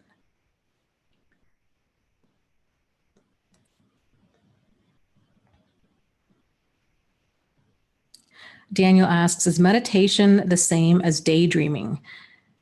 That's a great question. No, I would say it's very different. So I guess when I think about daydreaming, I think of it more in terms of kind of disassociating, like just living in that fantasy. And daydreaming and having that fantasy is healthy. So just because it's a form of disassociation, of like breaking away from our reality, doesn't we all disassociate. Like we disassociate when we drive to work and we don't remember how we got there. When we're on autopilot, when we're in the flow of doing things, when we're daydreaming. So people disassociate in different ways, kind of for different reasons. So disassociation as a whole isn't a bad thing, is what I'm saying. But yeah, our brains, I think that's a form of play. It's a form of kind of like inadvertent goal setting, thinking about all of the possibilities, the what ifs. Daydreaming isn't a problem unless it's taken to an extreme where we're really living in like this giant daydream and that we're not living in reality. Meditation is a more conscious process, which I would say daydreaming tends to be more subconscious. Like we just slip into it, maybe like in the middle of a meeting or when we're driving to work and we're not even aware that we're daydreaming until we kind of snap out of it. Meditation is it's more of a conscious thing. We're deciding to be still. We're deciding to turn inward. There's different types of meditation. Some focus on focusing on your breathing and just being still and being aware of your body and your breathing and slowing things down and just being really grounded in the moment. Some meditations involve being still and focusing on separating yourself from your thoughts or feelings and kind of almost imagining yourself laying on a hill, like a grassy hill, and there's like a clear blue sky. And then all of a sudden, every thought you have or every emotion that surfaces is like a cloud, like a little fluffy cloud, and it just pops up and then it just kind of floats on by. And it's kind of fun when you can start watching these things, when you can start watching your thinking or your emotions. It's the stream of consciousness of it all. You might think, oh, this is kind of cool. I wonder what I'm going to be thinking about. And you just kind of let that thought go. And then the next one is, did I feed the cat? I'm not sure I fed the cat. And the next one is, oh man, I really need to start going back to the gym. And then the next one is, like anything and nothing. And doing that same kind of thing with emotions and realizing that you are not your thoughts and emotions. Like you are kind of that inner stillness that's deeper than that, that you are that inner being really that has thoughts and emotions, and kind of separating these apart. So that's kind of cool. But like I said, there's different types of emotions or different types of meditations out there.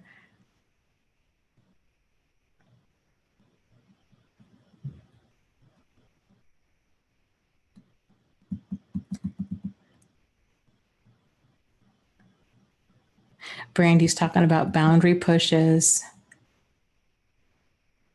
and says, yes, my ex pushed boundaries right away. Jennifer says, wow, that not the lack of chemistry, but the ability to push boundaries thing is very eye-opening. Yes. And I will tell you, most people, I really strongly believe this, most people are not grounded enough in themselves to even realize when their boundaries are being pushed, unless their boundaries are being pushed in such an extreme way that they kind of snap back like that. Like they're almost being physically pushed. It's that kind of feeling. I'm like, what? So I really kind of think that there's no other way of getting around this. Like we can talk about it all day long, but it's until a person experiences this that they're really aware of it, because it's so easy for people to want to assume the best in other people and to kind of just gloss over things and to think, especially the smaller boundary pushes, like, oh, it's just not that big of a deal. And then next thing we know, it is a big deal. And so it's just a part of learning about ourselves, learning about what having solid boundaries really means, and setting the pace. That is such a big one. My goodness, like that's such a game changer right there. Realizing that that's an important thing to do. It doesn't make you selfish. It doesn't mean that you're not a team player. It doesn't mean that you're mean or rude or any of these things. That everybody goes around, whether they realize it or not, trying to set the pace of things. And if we're the kind of people that, because you probably also set the pace of things in certain areas of your own life, but then in certain other areas, you might be very go with the flow. And so if we have kind of that go with the flow personality and you get tangled up with somebody who's a real kind of take charge, kind of pushy, person where they're more set the pace, then they're going to very easily hook you and just kind of start dragging you down their path. And this happens in so many little ways that we might not even be aware of it. I'm trying to think of some examples. Like at work, it might be, okay, with my example, it might be, okay, here's one. There was a security guard at my old job. He was I don't know. Actually, he was probably second or third married guy that was hitting on me. And most people would periodically bring like baked goods to work. Like, I don't know, once a month or once every other week or something. It wasn't like a weird thing. And so people would also periodically bring like banana bread or whatever to work. And he was always friendly. We were always friendly, but he was friendly to everybody. But that was one of the earlier boundary pushes that I remember, is he specifically asked me, and he was at the front desk. He wasn't back where I worked. Oh, hey, you should bring me some of that banana bread. And it was just kind of like more of a demand. And it was more of I think it was a weird way to see if like I would go out of my way for him, kind of a thing. And I didn't interpret that in that way at the time. It felt off, and I wasn't going to make him, like, I'm not making some random person banana bread. Like, I'm making it for the whole office. If you want a piece, go on up there and get some, but he was trying to get me to like kind of dote on him, and then starting to open that door. But that was like the first boundary push. And I didn't say anything. I think I just smiled and kind of like left for the day. And then began comments about, oh girl, you look so good. Just stuff like that, just kind of comments about my appearance. And I'm like, ooh, that kind of started feeling a little bit slimy. And I didn't say anything about it. I was just like, oh, thanks. And made me uncomfortable, but I didn't know how to handle that. And I didn't really feel like there was even anything to handle. So I'm like, well, he's just giving me a compliment. I don't want to be rude. What's so wrong with me that I can't take a compliment? That kind of stuff. And then it just continued to progress. And then I began taking a different entrance and different exit at work. So I was just trying to avoid him, and he just wasn't taking the hint, and, started asking for hugs. And then that's when I was just like, no, I'm not comfortable with that, and just stuff like that. So it tends to be like little things that can be easy to justify and to misinterpret and gloss over. And the next thing you know, it's just, gross. So I guess the point is like learning what it feels like when your boundaries start being pushed, and thinking about, okay, how can I handle this? I am the kind of person that if my boundaries tend to be pushed in the moment, I don't know how to handle that. And that's okay. That's like, it is what it is. So it's okay if you're feeling really knocked off balance and you find yourself handling it in a way that you're not okay how you handled it. Like if you just smile, somebody kind of makes a slimy comment and you smile, or you let it slide, or those kinds of things. If that's how you handled it in the moment, that's okay. You can still address it down the road. So when you are feeling more centered, you can say, hey, you know what? The other day when you asked me for a hug, like that felt really inappropriate. And I just don't think that that's appropriate at work. And then leaving it at that. So I think it's important to address that stuff and kind of nip it in the bud as soon as possible. The old me didn't know how to do that, and really kind of felt like if I didn't address something immediately, then that ship had sailed. That I would be me living in the past, or me like creating a drama when there wasn't any. It was sort of like, nope, that person was inappropriate, but now they're not being inappropriate, so I'm just going to let it slide. And that's not a good approach. So It just takes practice with boundary stuff, but here's some other examples of like online dating kind of boundary pushes that might slide under somebody's radar. Asking for a first date, kind of asking like, hey, you should come over to my house. Or asking at the last minute, hey, what are you doing tonight? Like, do you want to go out? Or what are you doing right now? Like, do you want to go out for a beer right now? That may or may not register here. So here's something that's important about this. That may not register as a boundary violation to you, because with friends, you're like, yeah, it's totally fine. Somebody's like, hey, what are you doing right now? Like, do you want to go out for a drink right now? And you're like, yes, I'll meet you. I'll be there in 5, right? Like that might not register as a problem, but it's important to pay attention to the tone that we're setting with total strangers. So even in certain situations, that kind of stuff might not be a boundary buster or deal breaker with friends or people in your inner circle. That kind of level of familiarity at work or with a total stranger sets a very different tone.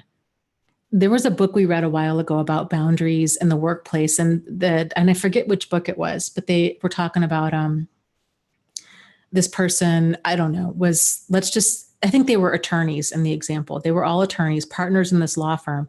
And somebody had made a comment about wanting coffee and had asked one of the other attorneys, hey, can you go get me a cup of coffee? And the other attorney thinking like, hey, I'm just a go with the flow kind of guy. Like, yeah, I can get coffee. But just doing that set this precedent that now basically you're a coffee runner. And so now there's this sense of you're not equal with everybody else in the room, and people are going to start asking for favors. So even though it wasn't a big deal to him, the tone that it kind of set among his other peers is he wasn't respected as much. So it's interesting when we start kind of seeing our behavior, not so much even, it's important that we realize when our boundaries have been crossed, but it's also important to realize what kind of tone we are potentially setting. And so if a person's saying, hey, you want to meet up tonight for a first date, like right now, that's not cool. It's just not. It shows that it just sets this kind of precedent, like they're going to say jump, you're going to say how high. And it also sets the tone of you've got nothing better to do than to go immediately spend time with a total stranger. And then also meeting them at their house also kind of sends the message that you're potentially open to having sex with them, or that you're not worth going out. They're not worth effort, really. It's like, it's like you're just showing up, like they're making a phone call, like you're not fast, you're not delivery, right? Like you're male or female, like you're worth somebody actually getting out of bed, brushing their teeth, combing their hair, putting on clean clothes, and meeting you for a cup of coffee somewhere. Like you're worth that. And it's important that we really demand that. So these kinds of things. In other ways, people can set or can push boundaries is saying things like, if you say no for them to come back at, oh, you think you're too good for me, or, oh, you're just stuck up, or try to make you bad for setting a boundary, or feeling like, especially if they told you stuff about their past and they're like, oh, my exes were all abusive and they were terrible to me, or my mother was terrible to me. And then you're feeling like, well, I don't want to be like all these other people that have hurt them in their past. So I'm going to be there to listen to them or accommodate them, or I'm going to prove them wrong. Let's say if you get a person online who really hates women, who has an axe to grind against women, they've been hurt nonstop by women, and they tell you all these times they've been hurt by women. And then you're like, okay, well, I'm going to prove them wrong, that not all women are hurtful. And so, like just paying attention to that, if you're kind of falling into that. And same goes for guys. The opposite happens, like if you encounter a woman that's basically like all men are awful, and then you're trying to set boundaries and then thinking like, well, boy, I don't want to prove her right. Like that's going to set you off on the wrong foot.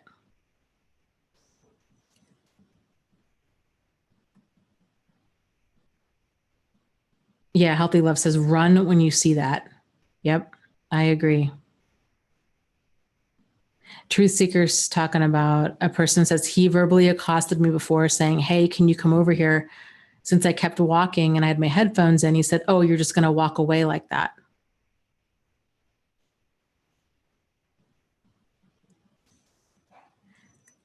Jennifer says, maybe even if I am free to hang out, would it be fine to test someone asking to hang out right now by saying maybe next week to see how they'd respond? Like testing people makes me feel uneasy. I don't know if I would consider it testing. I guess kind of my general rule of thumb is that I have things going on in my life. And so if somebody wants to spend time with me, especially if it's a new person, I really need advance notice, like a solid 48 hours. 72 would be ideal, because odds are I do have something going on. And so I'm not going to drop plans. I'm also not going to meet a total stranger kind of during prime time. Like I'm not going to go meet with them for a really long date, like dinner and a movie and like hours and hours and hours and hours. Like I'm not going to do that with a total stranger. It's a potential waste of my time, and it's a potential waste of their time too. And then it's awkward, especially if they've bought dinner and then you realize 5 minutes into it, wow, there's no chemistry here on either their part or my part. You know what I mean? Like now you're stuck for the next 4 hours, and they've spent money or I've spent money, and it's just freaking weird. So I'm a big fan, like the first date. I don't do, when I was actively dating, I wasn't a big fan of like meeting for Friday or Saturday night, because that's kind of like the prime time for going out, right? So it was sort of like, I can meet you during the week for coffee, or I can meet you Saturday afternoon or maybe Sunday afternoon for coffee. And I was very clear, like, how about we just meet for coffee, like 45 minutes? I've got stuff to do afterwards. We'll just see if there's a connection. It just takes the pressure off. And then nobody's, then you're only out. And I would normally even get there before they did, and I would buy my own coffee, just because I don't like that awkwardness of feeling obligated to somebody if there's just no chemistry. So yeah, and so the thing is, other people might not realize that, right? Like they might not realize, oh, this is me pushing boundaries. So if somebody were to say like, hey, well, what are you doing tonight? Like, could you meet for coffee tonight? I would just say, hey, I can't. How about, and let's say they asked for Friday, right? I would say, how about Monday or Tuesday? Like after work, I could meet you at 5:30 or whatever, and see what they would say.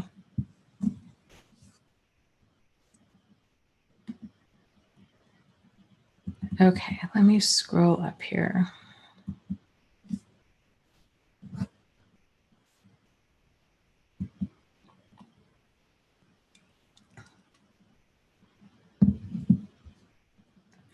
Thank you, Cynthia, for the live stream donation. I appreciate that.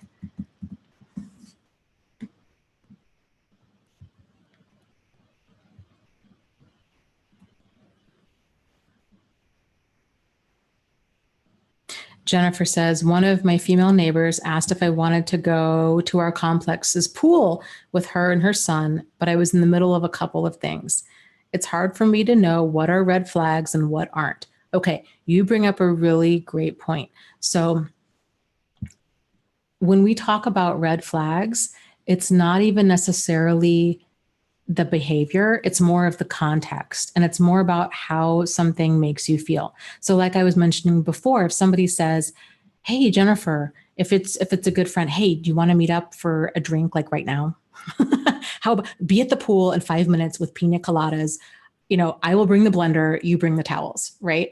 If it's a good friend, you might be totally fine with that. And that might not feel like a boundary violation, because it's not. But if a total stranger that you met off of Craigslist were to say the same thing, hey, Jennifer, pina coladas at the pool, I'll bring the blender, you bring the towels, the context is different. right? And so you might be feeling like, wait, what? Like, how do you know where I live, dude? A, and then B, no, like that's just weird and creepy. So the situation can be the same. The context might be a little bit different. And so if it feels off to you, where you're like, you know what, I'm not really comfortable spending time at the pool drinking pina coladas on a first date with somebody that I just met, or even with the gal a few doors down,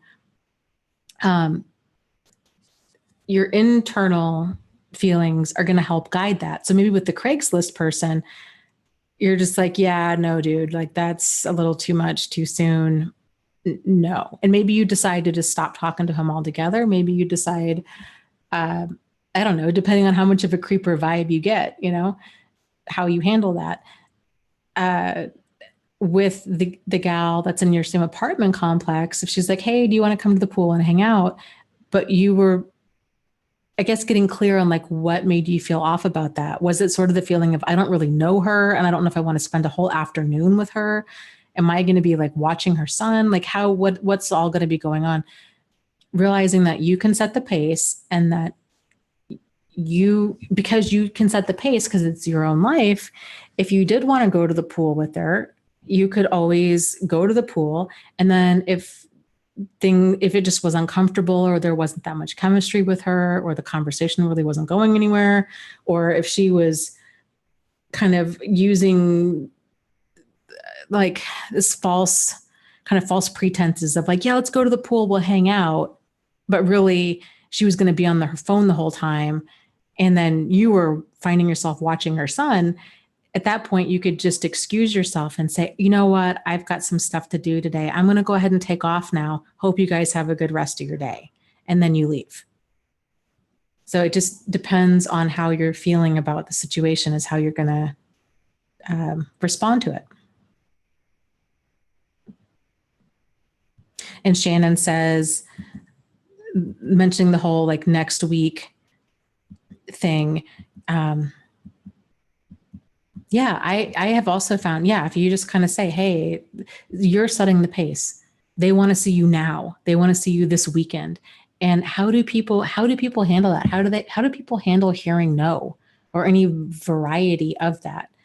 And you can also be very straight up with a person of like, hey, I'm a busy person. I've got a lot of stuff going on. Generally 72 hours notice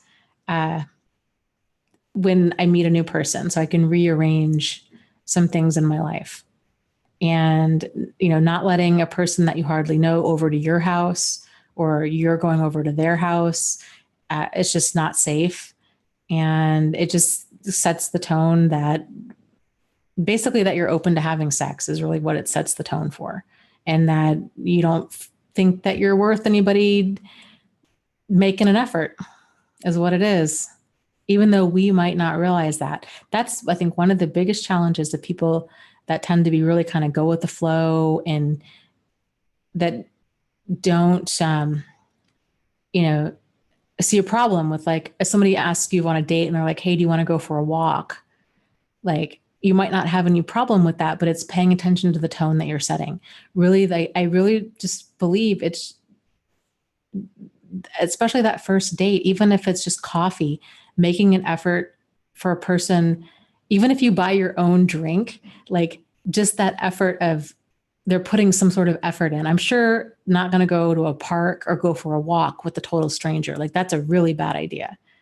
And if they're trying to make you feel bad of, they're like, oh, I just don't have any money or this, that, and the other. And it's like, it's not even about that. I'm not going to go. Like there needs to be some sort of effort made, right? When two people first meet, and it needs to be safe.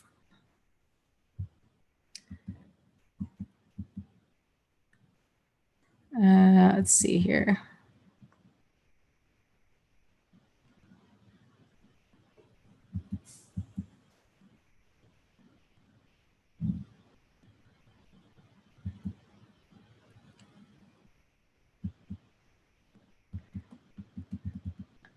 Kevin says, has anyone else experienced sticking out like a sore thumb due to the trauma?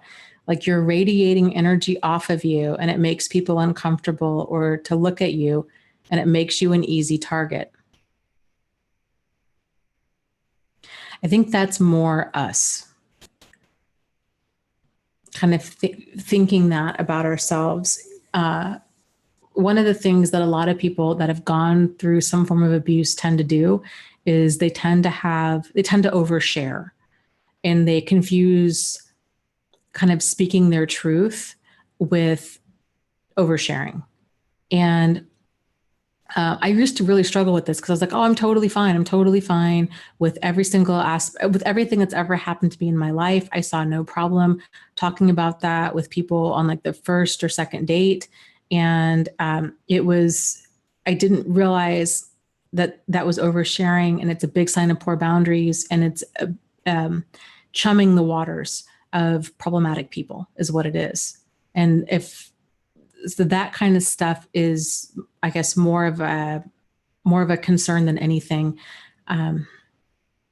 Sometimes it's body language, right? Like if we're kind of walking like hunched over, and we're not wanting to make eye contact, or we're apologizing all the time, or these kinds of things, like really kind of getting confident enough in ourselves, realizing that, you have value, and there's a lot of things that are right about you, and you have things to offer the world, right? Like things that are only unique to you. And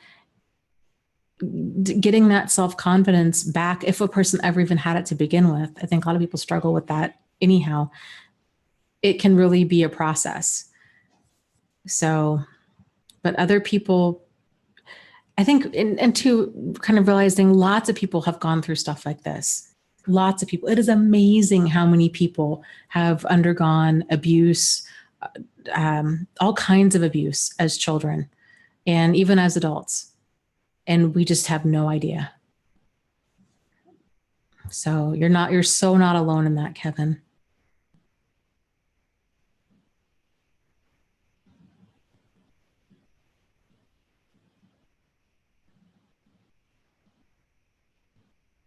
Bonnie says, I think people do put out an aura, so to speak.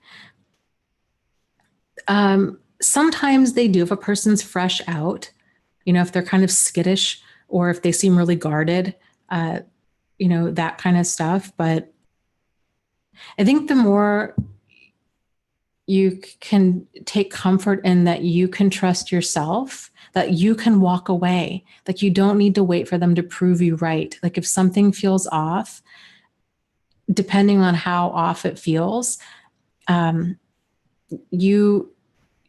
okay. It's okay to be perceived as rude or mean, or it's okay. Like you can leave. Like you don't have to talk to that person again. Just erring on the side of caution, just going slow, being kind of cognizant of like kind of what oversharing looks like, doing less of that, and moving slow. And then just realizing like, yeah, they might be able to pick up on that we've gone through some stuff. But there's, like I said, there's lots of people that have gone through all kinds of stuff. And just because we've gone through it doesn't mean that we're alone in that. So.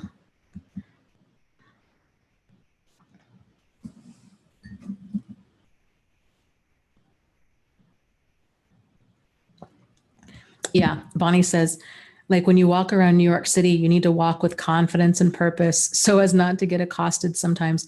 Yeah, in the nursing world, we call this the nurse walk. And this was one of the first things that I was taught in nursing school is exactly that, like walking with confidence, like you are on a mission. You're walking with energy. You know where you're going. You looking straight ahead, and it's totally so you don't get accosted by either other patients or doctors or somebody that's trying to pull you, other nurses trying to pull you into doing something. Because as nurses, you are like the catch-all, and people treat you like, there's no respect for your time is really what it is. And so you have to really respect it. And that was one of the ways that we were taught to do that. Just walk with confidence and purpose. I thought that was really funny when they said that, but there's a lot of truth to that.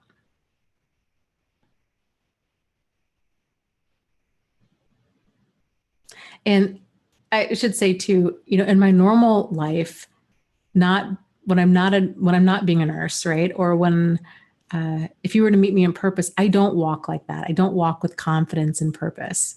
I am very, you know, easygoing, and I mosey. I don't walk with purpose. I mosey kind of everywhere I go. So, um, but at the same time, this goes back to like what I was saying earlier about how I was thinking back with those different guys at work. I'm like, how can I change who I am? How can I need to smile less. I need to be more serious. I need to be less friendly. I need to quit baking things. Like what do I need to change about myself to quit attracting this? And it was just such an eye opener to realize like, no, I can still be all of those things. All of those things aren't bad. I'm not like leading them on. There's nothing that I'm doing I know when I'm flirting, like I'm not flirting with them. There's nothing like that I'm doing that I wouldn't change. I would be this exact same way with like my father, right? Like there's nothing weird or inappropriate that I'm doing. I'm this way with females. I'm this way with other people in my life. So if that's just part of how I am, like I mosey, I don't walk confidently.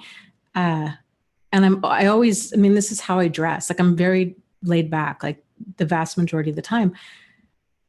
I don't want to change that about me. So what I did change was just the realization of if somebody inadvertently or even intentionally crosses my boundary, other people are going to do that because they're other people. And so all we can do is just set them straight. Even if you are super confident and walk with purpose and your head back and you just don't smile and you're not friendly and you're not chatty and you don't bake banana bread and all that kind of stuff, there's still a solid chance that they're going to push boundaries. And so there's no shortcut around that. Like we still have to just learn how to be assertive and just say, hey, that's not okay with me in some way, shape, or form.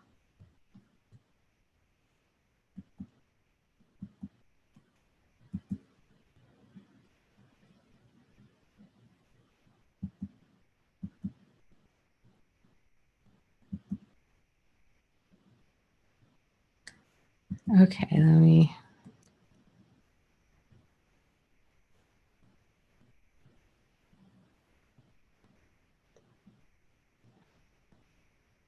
Jennifer says, I talk with purpose when I'm at work or on the phone with a company, but being assertive is still hard.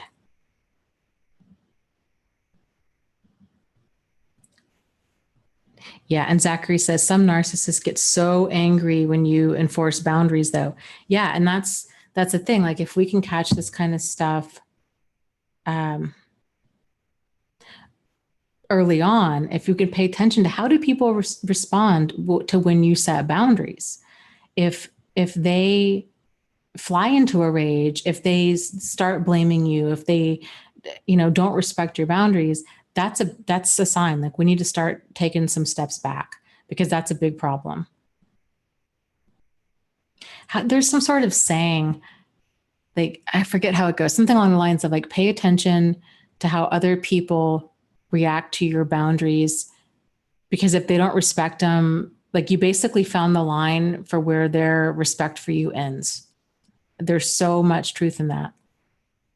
Like we don't need to wait until they become verbally abusive or emotionally abusive or physically abusive or sexually inappropriate. We don't need to wait for all of that stuff to manifest.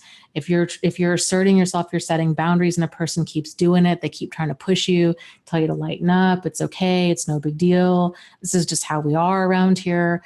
Blah, blah, blah. Like, oh, I thought you were different. I didn't realize you were so uptight. Oh, you're so old fashioned, whatever they're saying. Oh, you're just like my ex, he or she was just like, was no fun either. Like little kind of digs, that kind of stuff. Those are the early signs. So now that you're aware of that, it's a big deal. It's a big deal when you start feeling like your boundaries are violated and you take corrective action and then they continue to violate them. That's when it's time to start distancing.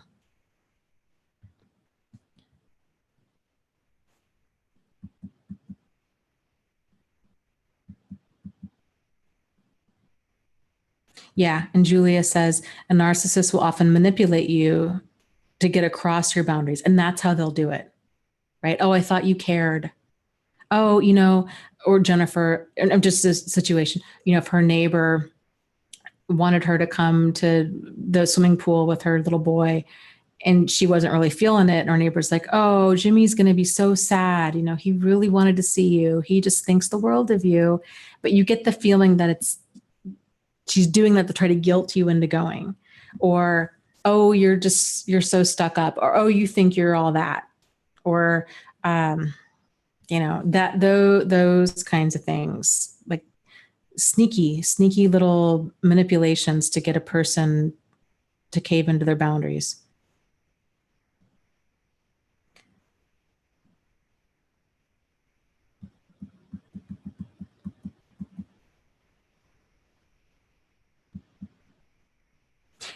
And Bonnie says, yes, narcissists absolutely hate it when people set boundaries. Yeah, because in their mind, it should always be their way. Like they're right.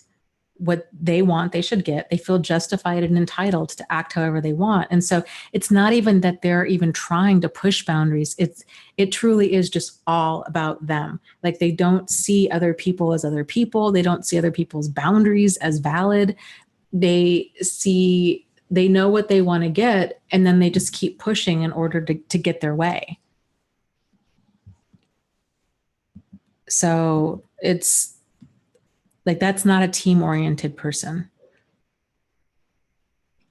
New York asks, should I apologize for hurtful things I said to my narcissistic boyfriend during our breakup? I feel truly sorry for hurting him. Also, I'm afraid of his revenge as he knows information about me I should have kept to myself. That's a tough one.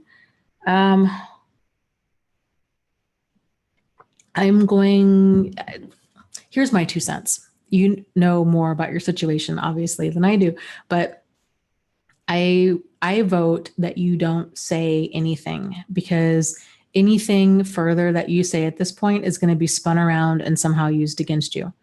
He's going to show any texts, especially if you're kind of incriminating yourself and you're like, yeah, I'm so sorry. I said, basically, I'm so sorry that I was abusive to you, right? That I said all these hurtful things to you. And he's going to be like, see, man, this chick is so obsessed with me. Or this guy, I'm not sure if you're male or female. This person's so obsessed with me and just won't move on. And see, they even admitted to being abusive. Like, I had to put up with that stuff for so long and blah, blah, blah. Like, I just would be real careful about like what you're creating a paper trail of. And just realize like you're dealing with a pathological person. So they're not,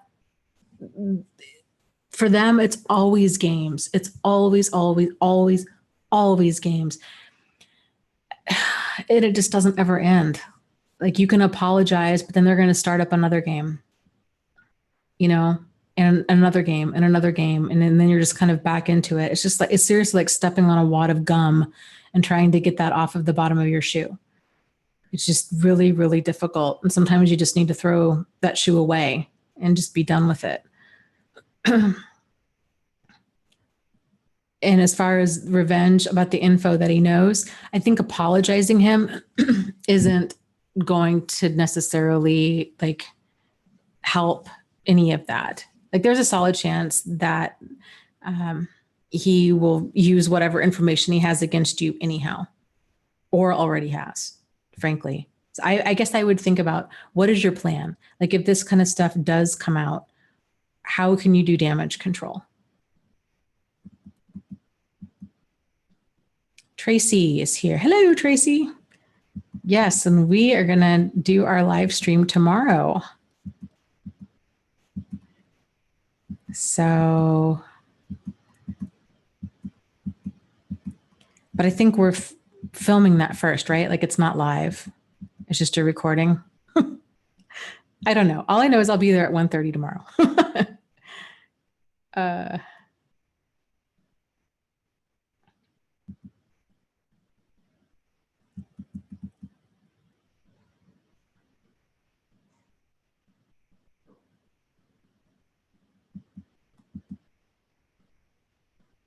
New York says, yeah, thanks. Oh, it is a recording. The live stream tomorrow is a recording. So that'll be good. So Tracy, we are doing, it'll be me and Angie and Richard Grannon are all doing a live stream tomorrow. And then you have to let me know when it goes live, and then I'll pass out the link to it. So poor Tracy, been chasing me around the internet for the longest time now. And I just have been so incredibly busy, but I apologize for that. And I appreciate you being so accommodating.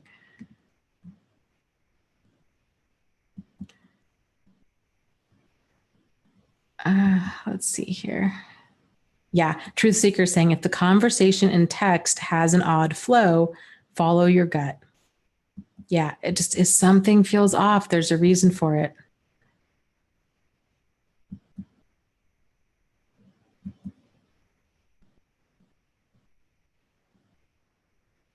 You know, it's so funny to look back on like different situations in my life and to think about, when did they really start feeling off? And I guess now that I'm saying it out loud, it's even the realization that things felt off for a while.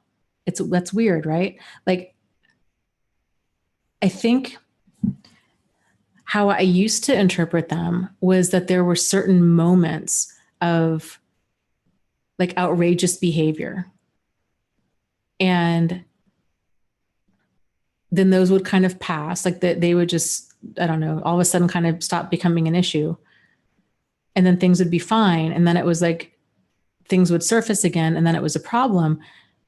I don't think that it's just been recently that I realized that all of that stuff had warning signs much sooner, but those warning signs, that stuff of feeling odd, like their behavior feeling off or odd or even uncomfortable, I just glossed over. And I really do feel like that's that space. If we can get clear on like things feeling odd or off or uncomfortable, that's when magic starts to happen, because that's when we can start really implementing boundaries and potentially distancing ourselves if need be, or at least backing up a little bit, or making sure that we're setting the pace, paying attention to the kind of tone that we might be unintentionally setting, and just being more aware of that.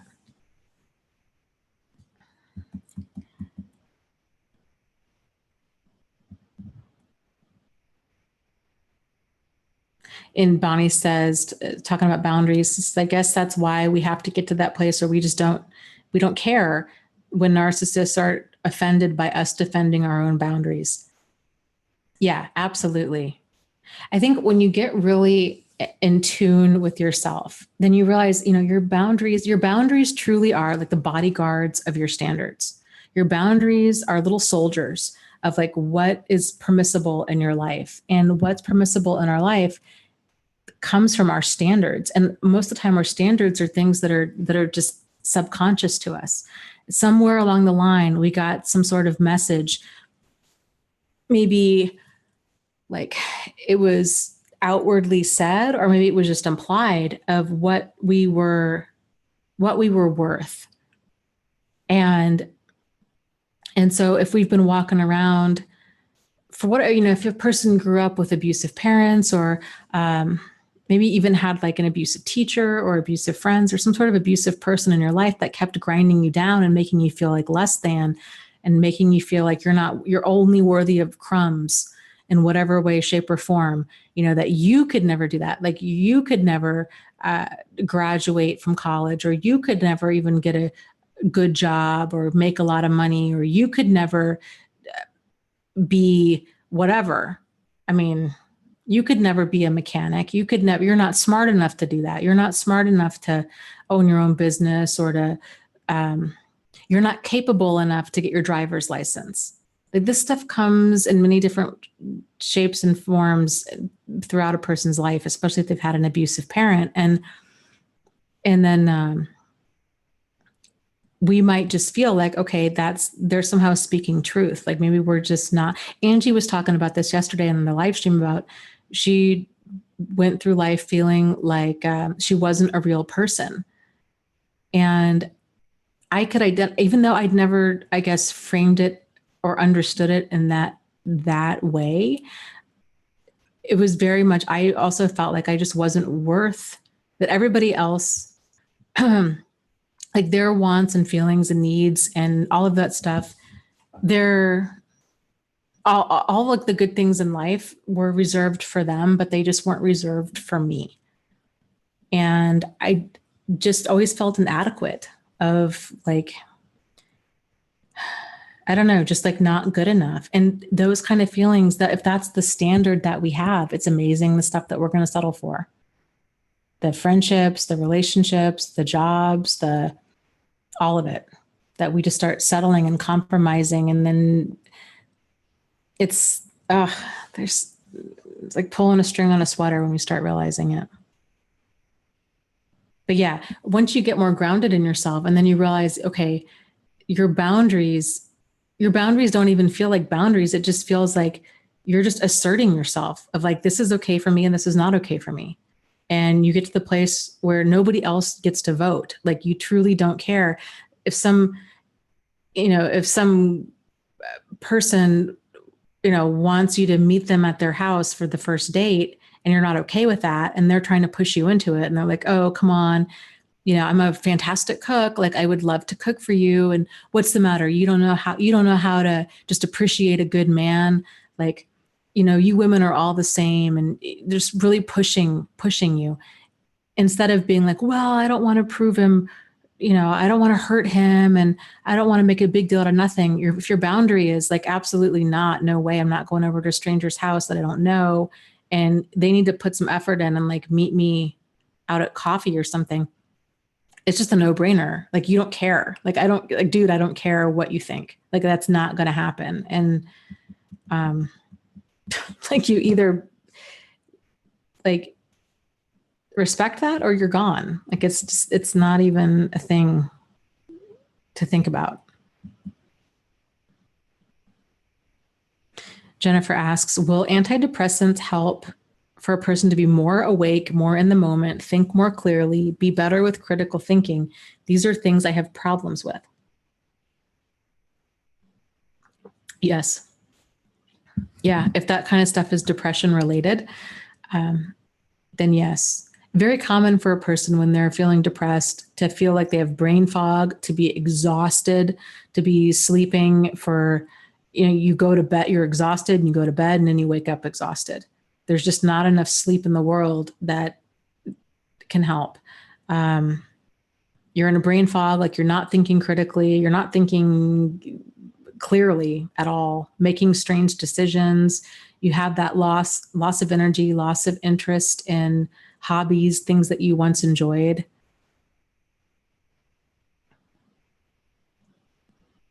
Up yours, Narc says, my ex told me his ex was frigid, was always trying to push me to do things I was uncomfortable with. She said, I left skid marks getting away from that one. Yeah. That kind of stuff. It's like, I'm not, it doesn't matter. Like, I'm not your ex, right? So I don't really care like what your sex life was with your ex. Like, our sex life is going to be our sex life and we can figure it out. And, but I'm not going to do things because she didn't do things or whatever. Like, then that's just weird.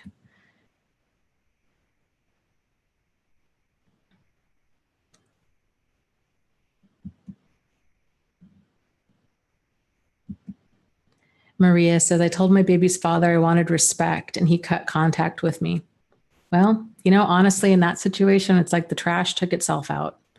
It's like, okay, treating another person with respect is just the basics. It's basic good manners. And if a person can't even get that down, then,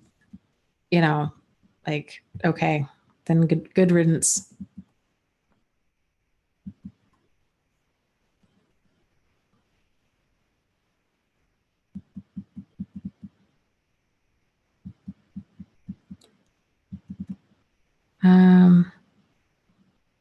Yeah, that's a good point. So back to the whole text message trail that New York was talking about with her ex and should she apologize and stuff. And Truth Seeker, this is a good point, says, yes, they can steer texts and conversations. They can and they will. Like, really watch out for that. I really am a big fan of whatever communication you have with a manipulative person. treat it as such that you would have to defend whatever it is that you would have to say. And Truth Seeker also brings up a great point, says, and realize people can delete texts in a chain of texts. So, if you hit the edit button on text, at least on an iPhone, you can delete certain texts, and then they can take a screenshot and be like, see, this is what happened. I just would be real careful. I don't know. I would just cut contact with manipulative people. It's just like trying to nail Jello to a tree. Like they're slippery, and there's no working towards a solution because they're not interested in that. Like they're interested in winning, and they will win these stupid little games. Like you're just dealing with a pathological person with stupid little games. Nothing but stupid little games all the time. Yep, JJ says they are always gaming you. Yes, I believe that. I with you on that.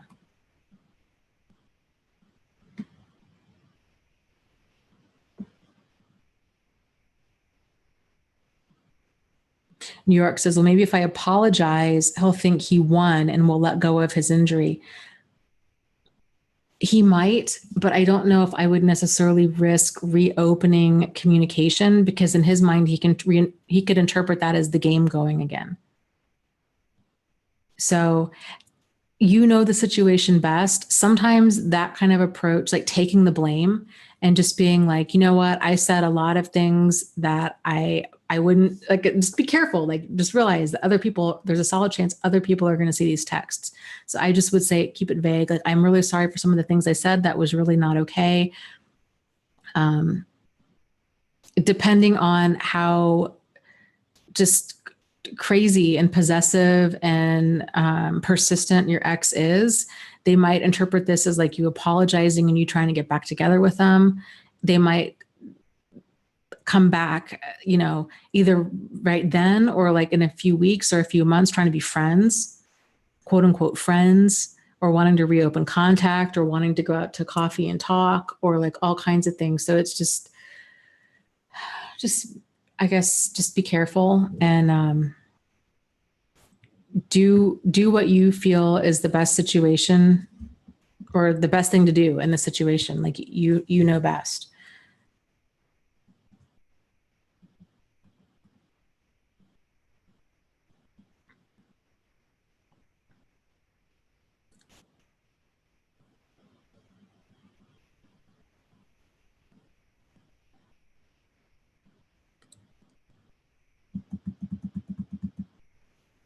Okay, let me scroll up.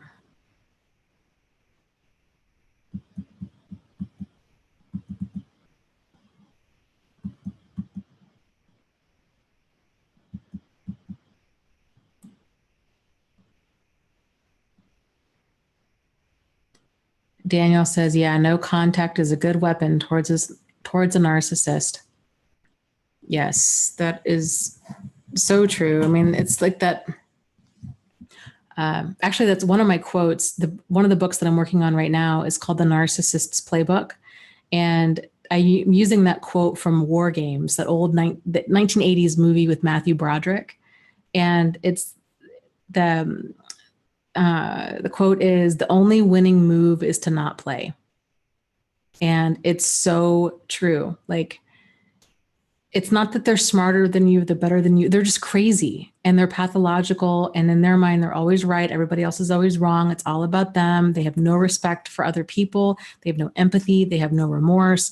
You're dealing with a broken child in an adult body, and when broken children in adult bodies have temper tantrums, watch out. They just become, it's unhinged, and it can escalate very, very quickly.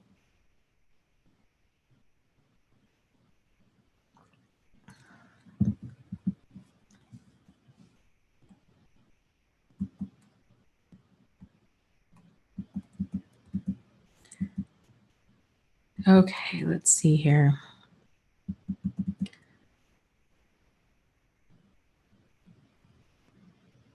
Brandy says, my ex is the king of games. The sad thing is he has everyone in the social media world fooled. This has made me very angry. I'm just trying to get over it. He's already with new supply. Yeah, it is. It's, I think that can be one of the hardest things is when other people, not only do other people not see it, especially if a person has either like a following on social media or they have, or other people think that they're this great person, you know, like that can be so invalidating and it can feel so silencing of like, you know, you just want to scream and be like, don't you see it? Like, wake up, wake up. Like these people, this person's toxic. Like they're not, this wasn't just a bad breakup. Like this is all of the crazy stuff that they did to me. And, you know, like, do you understand that you're defending evil is basically what it is. Like, do you understand? Like, it's just so infuriating. When you just feel like you're screaming into the wind and other people, oh God. Yeah. There's just the layers of all of it is just beyond frustrating.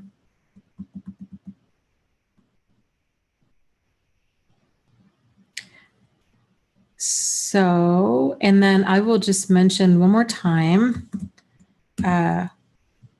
Healthy Love, her Facebook page is Wholehearted Arts on Facebook. So if you get a chance, you can check out her artwork. It's all abuse related and healing from abuse, powerful stuff. I'm a huge fan of her work. It's just really cool. And we'll keep you posted on the book. I think the plan is the book is going to be out. The latest it'll probably be the latest, the last week of September. So that'll be out here pretty soon. But you can see a lot of her artwork there.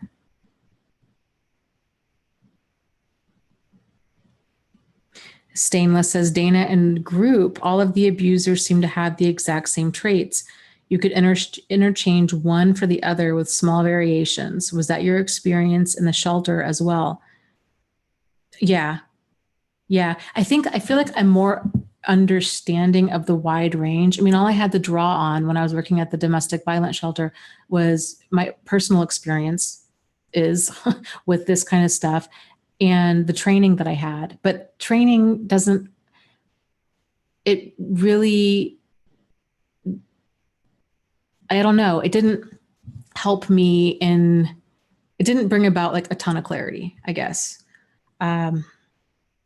It helped me to probably better understand like the mindset of an abuser and the dynamic of an abusive relationship. But as far as like the wide variety of ways that they can come across, I think the most eye-opening thing for me to like really see patterns was in joining support groups. And then, you know, obviously now I run a support group. So really, I mean, we've got 54,000 people in it. So you really see patterns surfacing.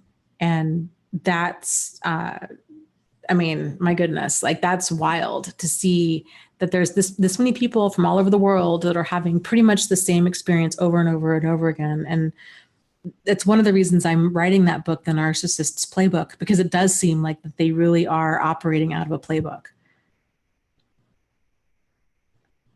Yes, and I would agree. Chris says charm is the reddest flag. Yes, absolutely. You know, I would be curious to know what like men or like lesbian women experience that. Like, how do they experience charm? I'm sure it's in a similar way, but like, I don't know. I would just be curious because for a woman from like what I've experienced, like has been, I guess just a lot of like flattery and very quick to make me their whole world and just very likable and coming on too strong, like that kind of stuff.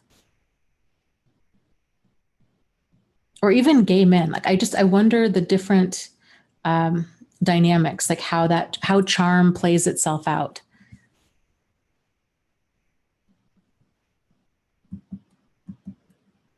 Missouri Cowboy says, yep, they charm to be able to get close enough to harm. Yep.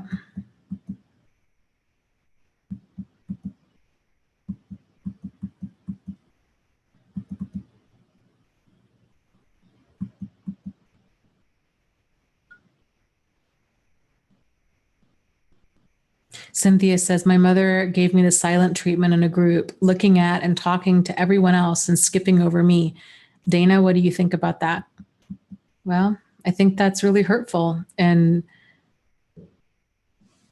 you know, situations like that, I'm a big fan of trying to not let silent treatment get to you, even though it's incredibly painful, but at least not show that it's getting to you.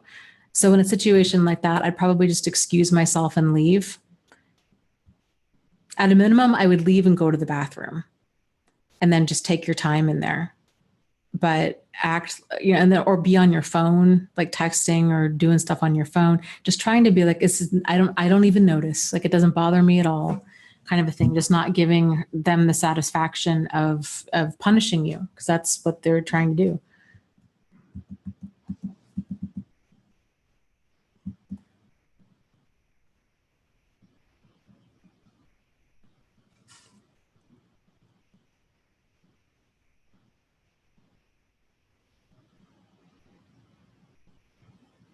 Yeah. Jennifer asked, can narcissists be friends with each other? And Truth Seeker, I agree, totally says absolutely. Usually there is a hierarchy. Yeah. I, you know, problematic people tend to either flock together, or they tend to seek out other people that they can use, abuse, or exploit, or a little bit of both. But they normally have enablers, and they have people. I mean, if a person has no moral compass, like, their friends are probably going to have a no moral compass either.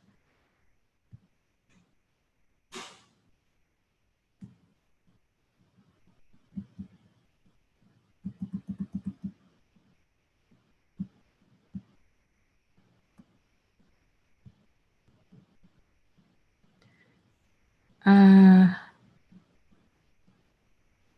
Martin says, I think you said that you were going to talk about MGTOW and radical feminism a few weeks ago. I'm curious. Yeah, I did, actually. The next live stream that we had. And I guess, in short, because we're going to wrap it up here in 32 seconds, but I think they kind of mirror each other. I did not realize how radical feminism was until I really began looking into it. There's a lot of, radical feminists out there. I guess let's talk about those words. I think I shouldn't even say that. When I use the word feminist, I'm talking about a sense of equality, of, kind of equal rights, equal responsibilities. This is a fairly new concept to me, understanding that there's different waves of feminism, kind of first wave, second wave, third wave.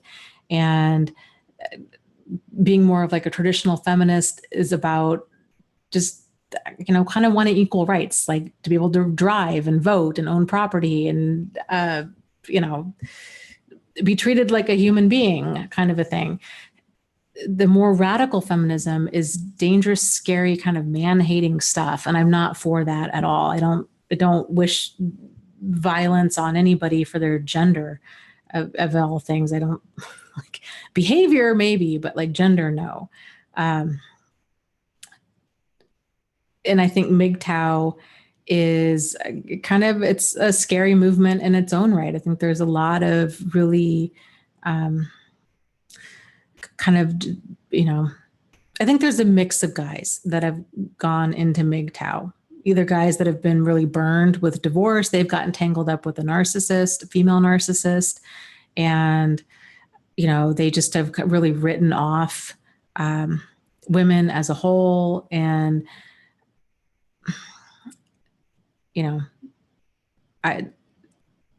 I guess, and I'm not even trying to convince guys that, hey, not all women are like that, or like, whatever, like people are going to believe whatever they're going to believe. I, I guess my concern is more for people to see problematic behavior for what it is and to really realize that it doesn't exist within a gender. And, you know, just to see manipulation and abuse for what it is.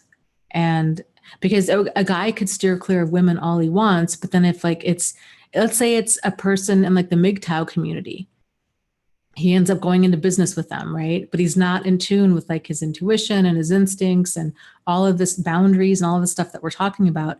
He's still going to end up, if that guy is problematic and a sociopath, ends up stealing all his money, then what? Then where does that leave him? So now he's written off women and potentially a bunch of other people as well.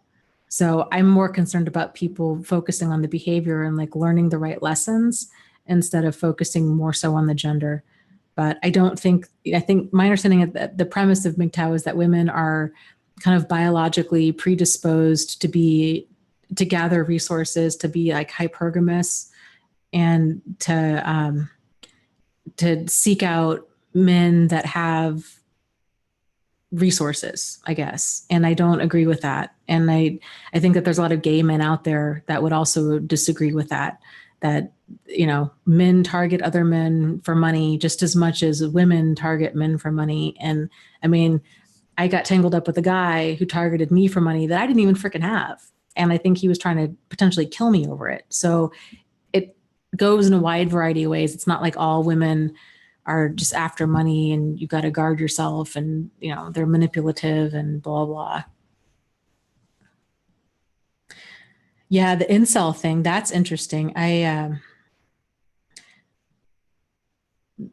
That was a new hole that I fell down in the internet just this past week. I did not know about incels and like what they were. And that's, it's sad and it's disturbing. And what makes me sad is that they're wrong. They're so wrong. Like, I don't know where this stuff comes from, that like women, like all women only like guys that are over 6 feet tall, and that they have to, the Chads or the Tyrones of the world, that they have to be super buff and that they have to, make a lot of money and whatnot. Like, that is so not the case. Like, one of the most attractive men to me was Gene Wilder, and I think there a lot of women are really attracted to personality and like a great sense of humor and, like, height and money and muscles only gets a person so far. If their personality isn't attractive, then it kills it. It just kills it. So,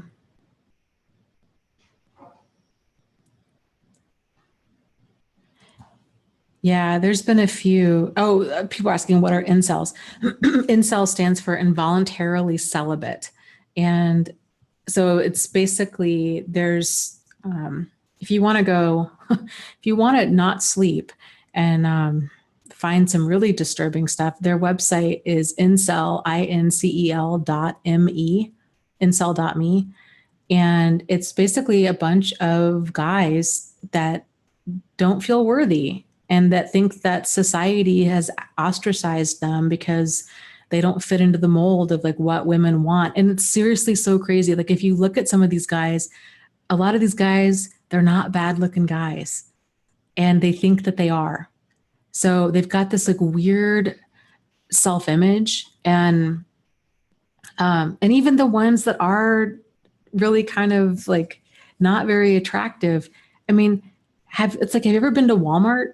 Like, there's a wide mix of people out there that find partners. And so it's just all of the good looking people date. Like, there's people out there. It's when a person doesn't have a kind of an understanding of how to interact with the opposite sex or even the same sex, if they don't know how to kind of, flirt appropriately or all of that, then it makes life really hard. So.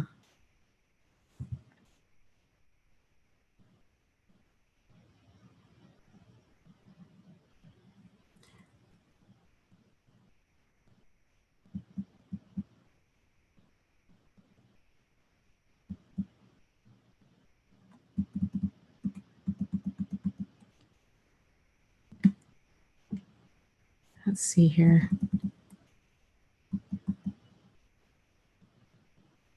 Eileen says, haha, yeah. Sexiest guy I ever dated was 5'5". Yeah. Danny DeVito is a short guy. My dad's a short guy. Um, my brother is a short guy. My brother has no problem getting girls right and left. Um, it's just like,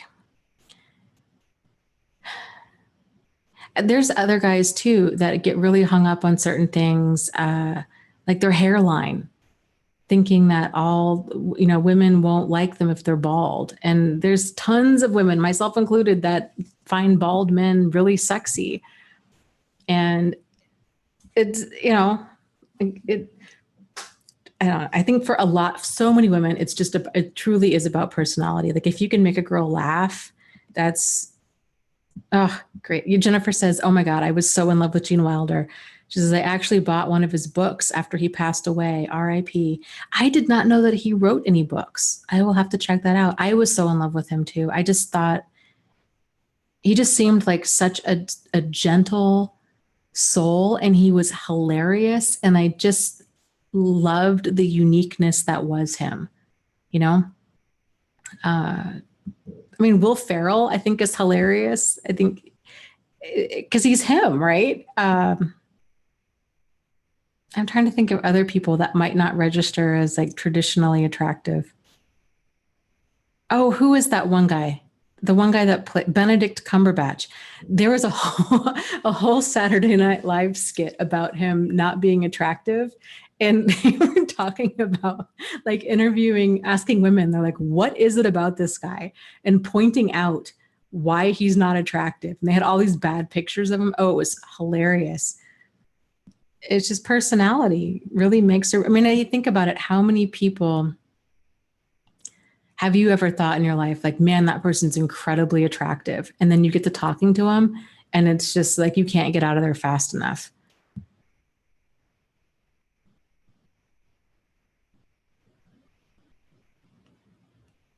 Daniel says, I'd feel weird having a girlfriend taller than me. Is that wrong?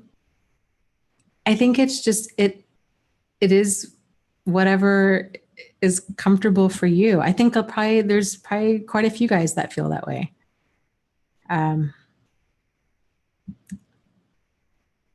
Some guys like it. My brother's last girlfriend was taller than him. She was like 6 foot. I think my brother's probably like 5'8", maybe. I don't know how tall he is. Didn't bother him a bit. And she wore heels all the time too. She was tall. Yeah, Marissa says Prince was 5'2" in heels, and he had women hanging off of him. And he was a little dude. He was probably like 120 pounds. Like he was super feminine looking. Like that was his thing. And nobody thought of Prince as effeminate, really. Like he just was Prince, and he was just cool because he was himself.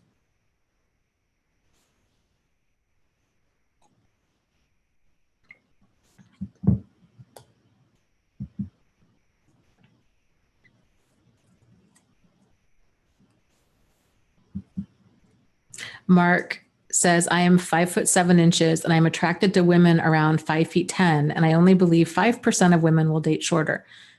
Honestly, they might say that. I think it totally depends. Tom Cruise, I forget how tall he is. Like he might be like 5'7" ish. And he dated Nicole Kidman, or married Nicole Kidman, right? And she's like 5'10". She was tall.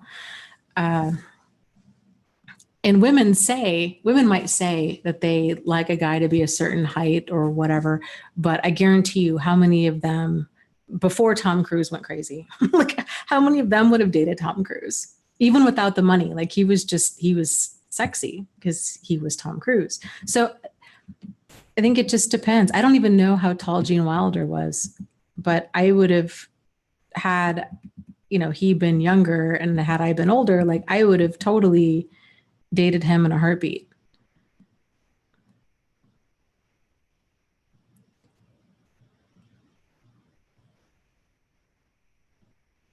Jennifer says, yeah, talking about incels and stuff, she says they act like nice guys on purpose and then they pretend to be victims when a girl doesn't take them on a date. And then they do land on a date, they catfish them or become abusive and harass them. There's a whole, if you ever spend time on Reddit, there's whole Reddit pages for like nice guys. And it's basically guys that do something quote unquote nice of like, oh, I, bought you a cup of coffee or I held the door open and I don't know, you didn't act in a way that they thought you should. And they just rage, like they just flip out and become like really hateful and verbally abusive. And they're like, I'm a nice guy, like just become really demanding and insistent and entitled. It's scary, scary stuff that Reddit took down the incel page because it was so scary.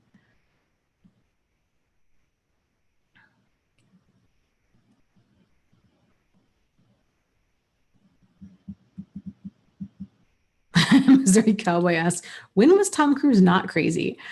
He might have always been crazy, but it's, I guess, before we knew it. Like, before we knew that.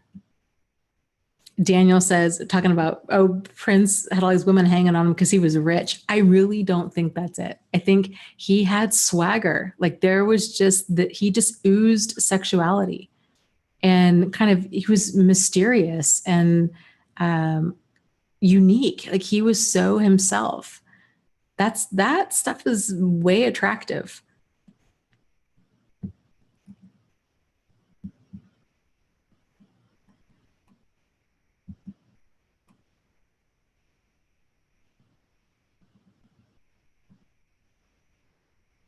Malta says Gene Wilder was 5'10", according to Google.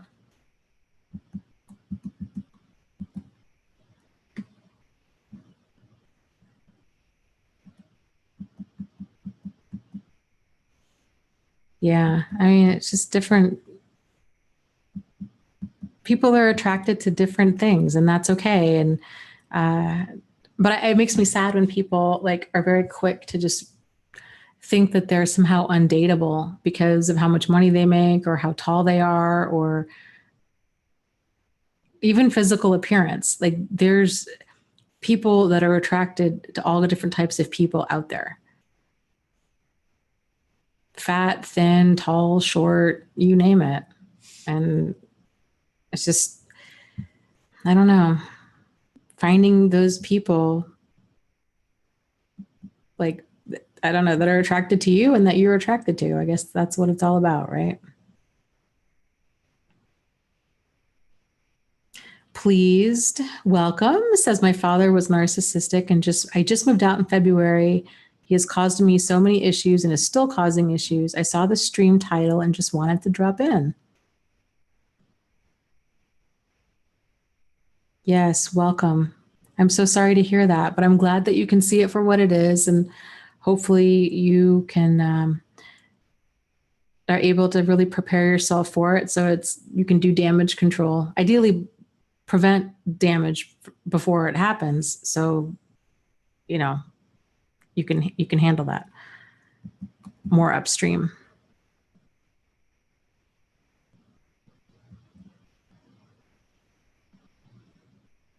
Yeah, right. People talking about David Bowie, Rick Moranis, like he was another one.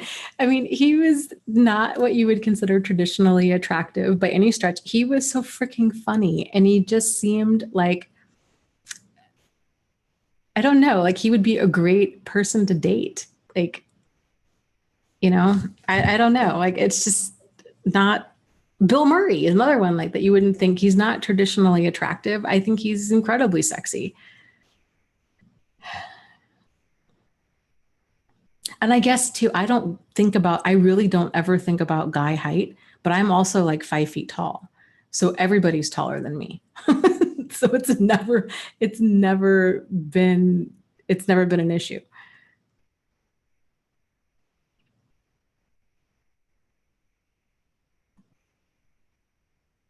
Yeah, Billy Crystal.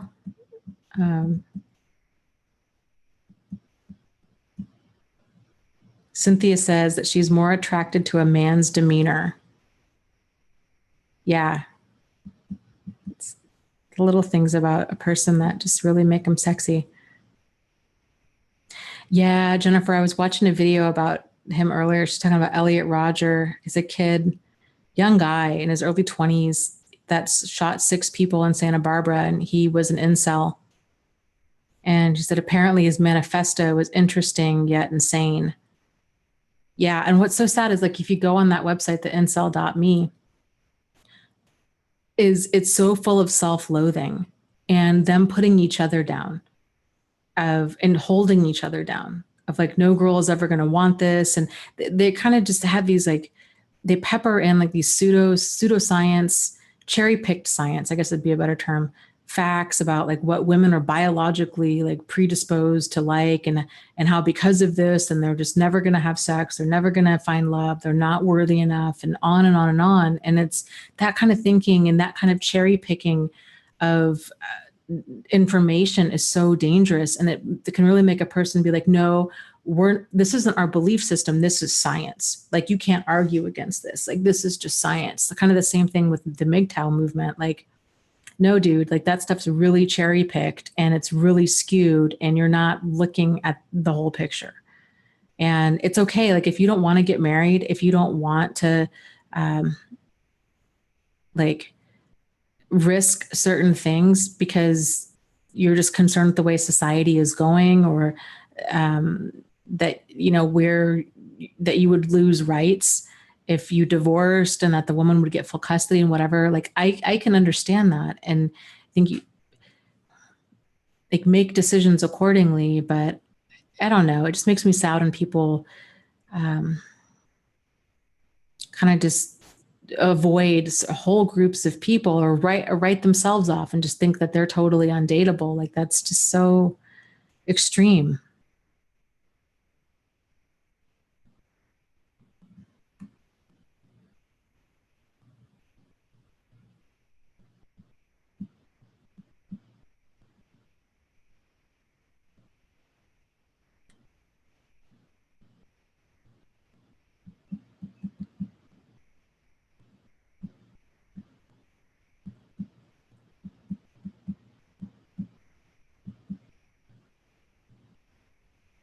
Okay, so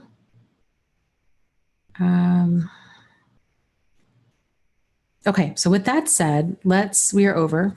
Fun time. So let's do our kind of wind down meditation thing. We'll call it a night, and then I will see you guys next week. So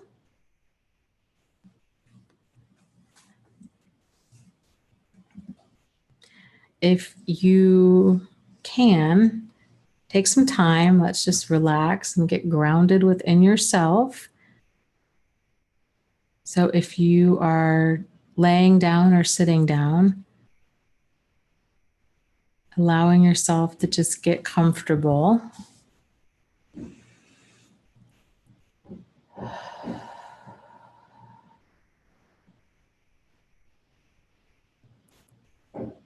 And taking some deep breaths.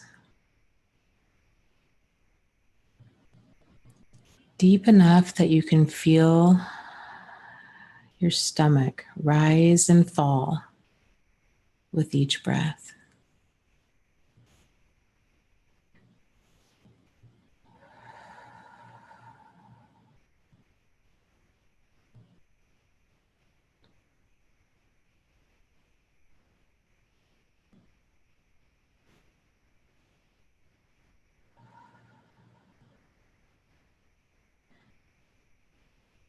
Now bringing your attention to the top of your forehead and making a conscious effort to relax all of the muscles in your forehead and around the back of your skull. Relaxing your eyes, your cheeks, your jaw. Allowing your face to grow heavy with relaxation, and allowing your jaw to fall open and your tongue to fall from the roof of your mouth. Relaxing the muscles in your neck and in your shoulder.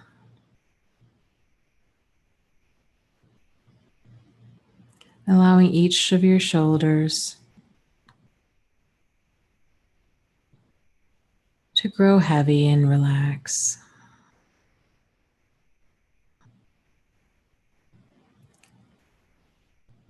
Relaxing your arms, allowing them to fall in whatever position is the most comfortable for you. Relaxing your hands and your fingers.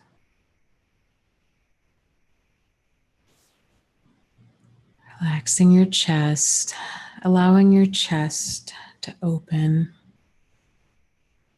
and your shoulders and your neck to feel heavy and relaxed. Relaxing your stomach and your hips, and allowing your legs to fall into whatever position is the most comfortable.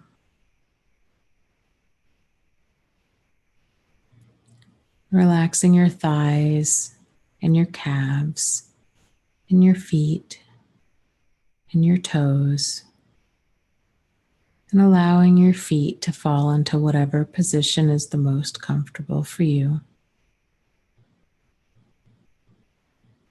Taking a few breaths now, paying attention to the rise and fall of each breath. Noticing the heaviness of your body when it's completely relaxed.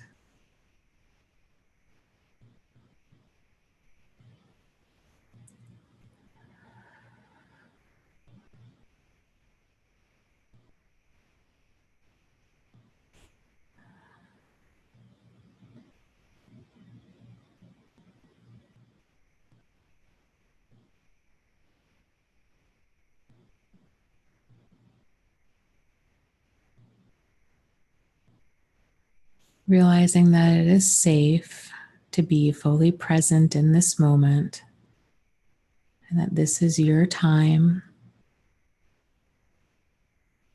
that it is okay to relax.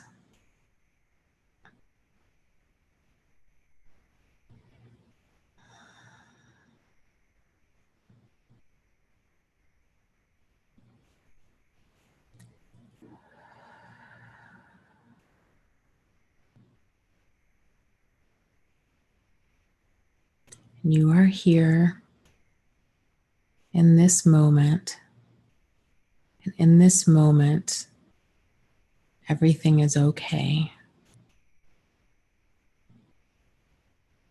It's just this moment.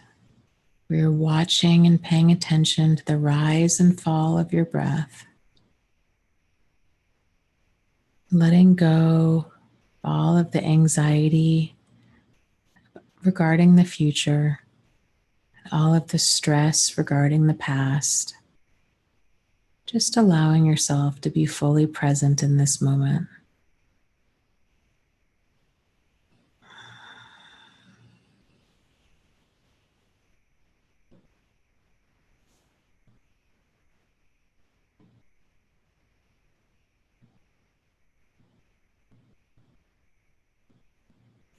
Let's take a moment and visualize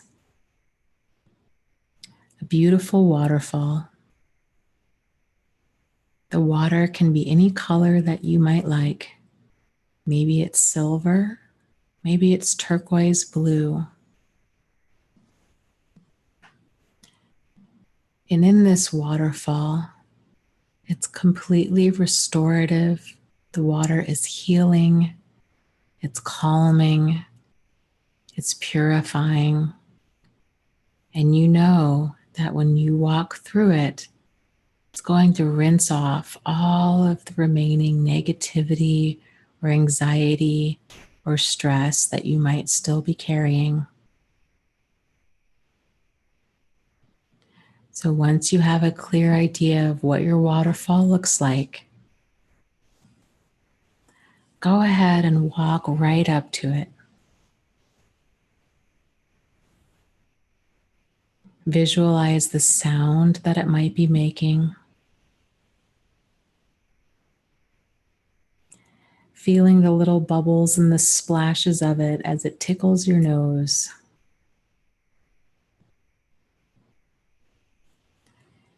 Very slowly, let's start to just walk through it,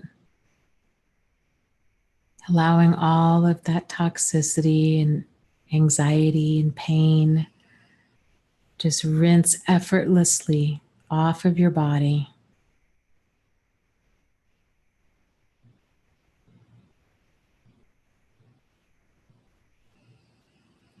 And all of that muck just finds its way back into that healing spring to be purified and to go on its way. Notice how much lighter you feel after walking through your waterfall. And realizing that it's okay. It's okay to feel light. It's okay to feel that, to rinse away all of that anxiety and negativity and fear and pain. And that doing so doesn't mean that it minimizes what you went through. And it doesn't mean that you're going to somehow lose the messages that those feelings had for you. You've learned a ton from everything that you've been through. And the most valuable lesson, perhaps, in all of this is realizing that you can trust yourself, that you now know that it's okay for you to walk away from situations that are not good for you. You don't need to wait for somebody to prove you right. You have so many of the answers that you need already deep inside of you.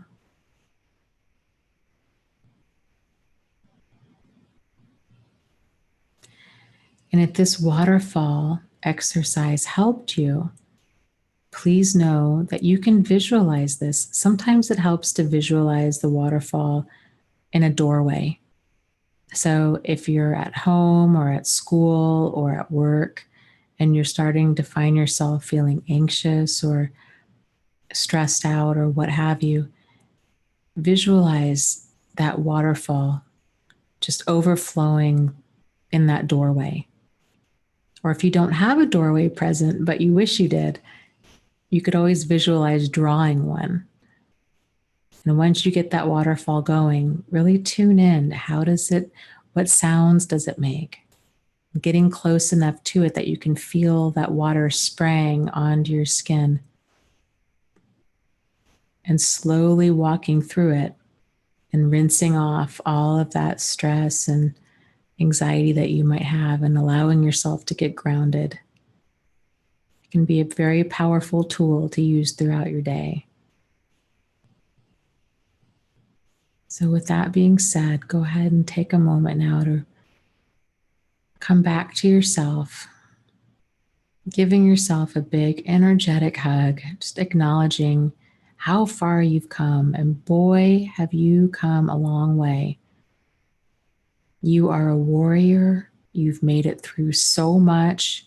You are so powerful. You are so strong. There is so much that is right about you. And just acknowledge that. You know how to protect you now. And you're going to keep practicing this, and you've got it. You know what you're doing. And when you're ready, go ahead and open your eyes and come on back.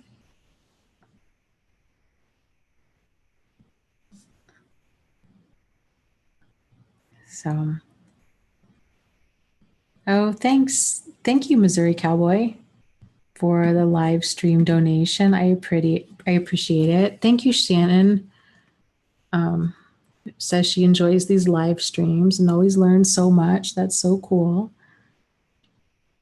And Anju and Manju says, thank you. You are so welcome. I hope you guys have a wonderful rest of your night and a wonderful rest of your fantastic rest of your week. And I will see you next Wednesday, 8:30 p.m. Eastern Standard Time.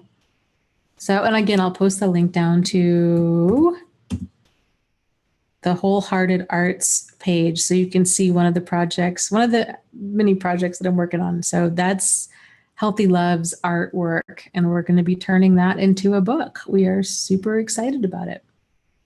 So have a fantastic evening, everybody, and lots of love to you guys. You are not alone. You are not crazy, and you really can move forward and heal from this. So take care and have a good night. Okay. Bye.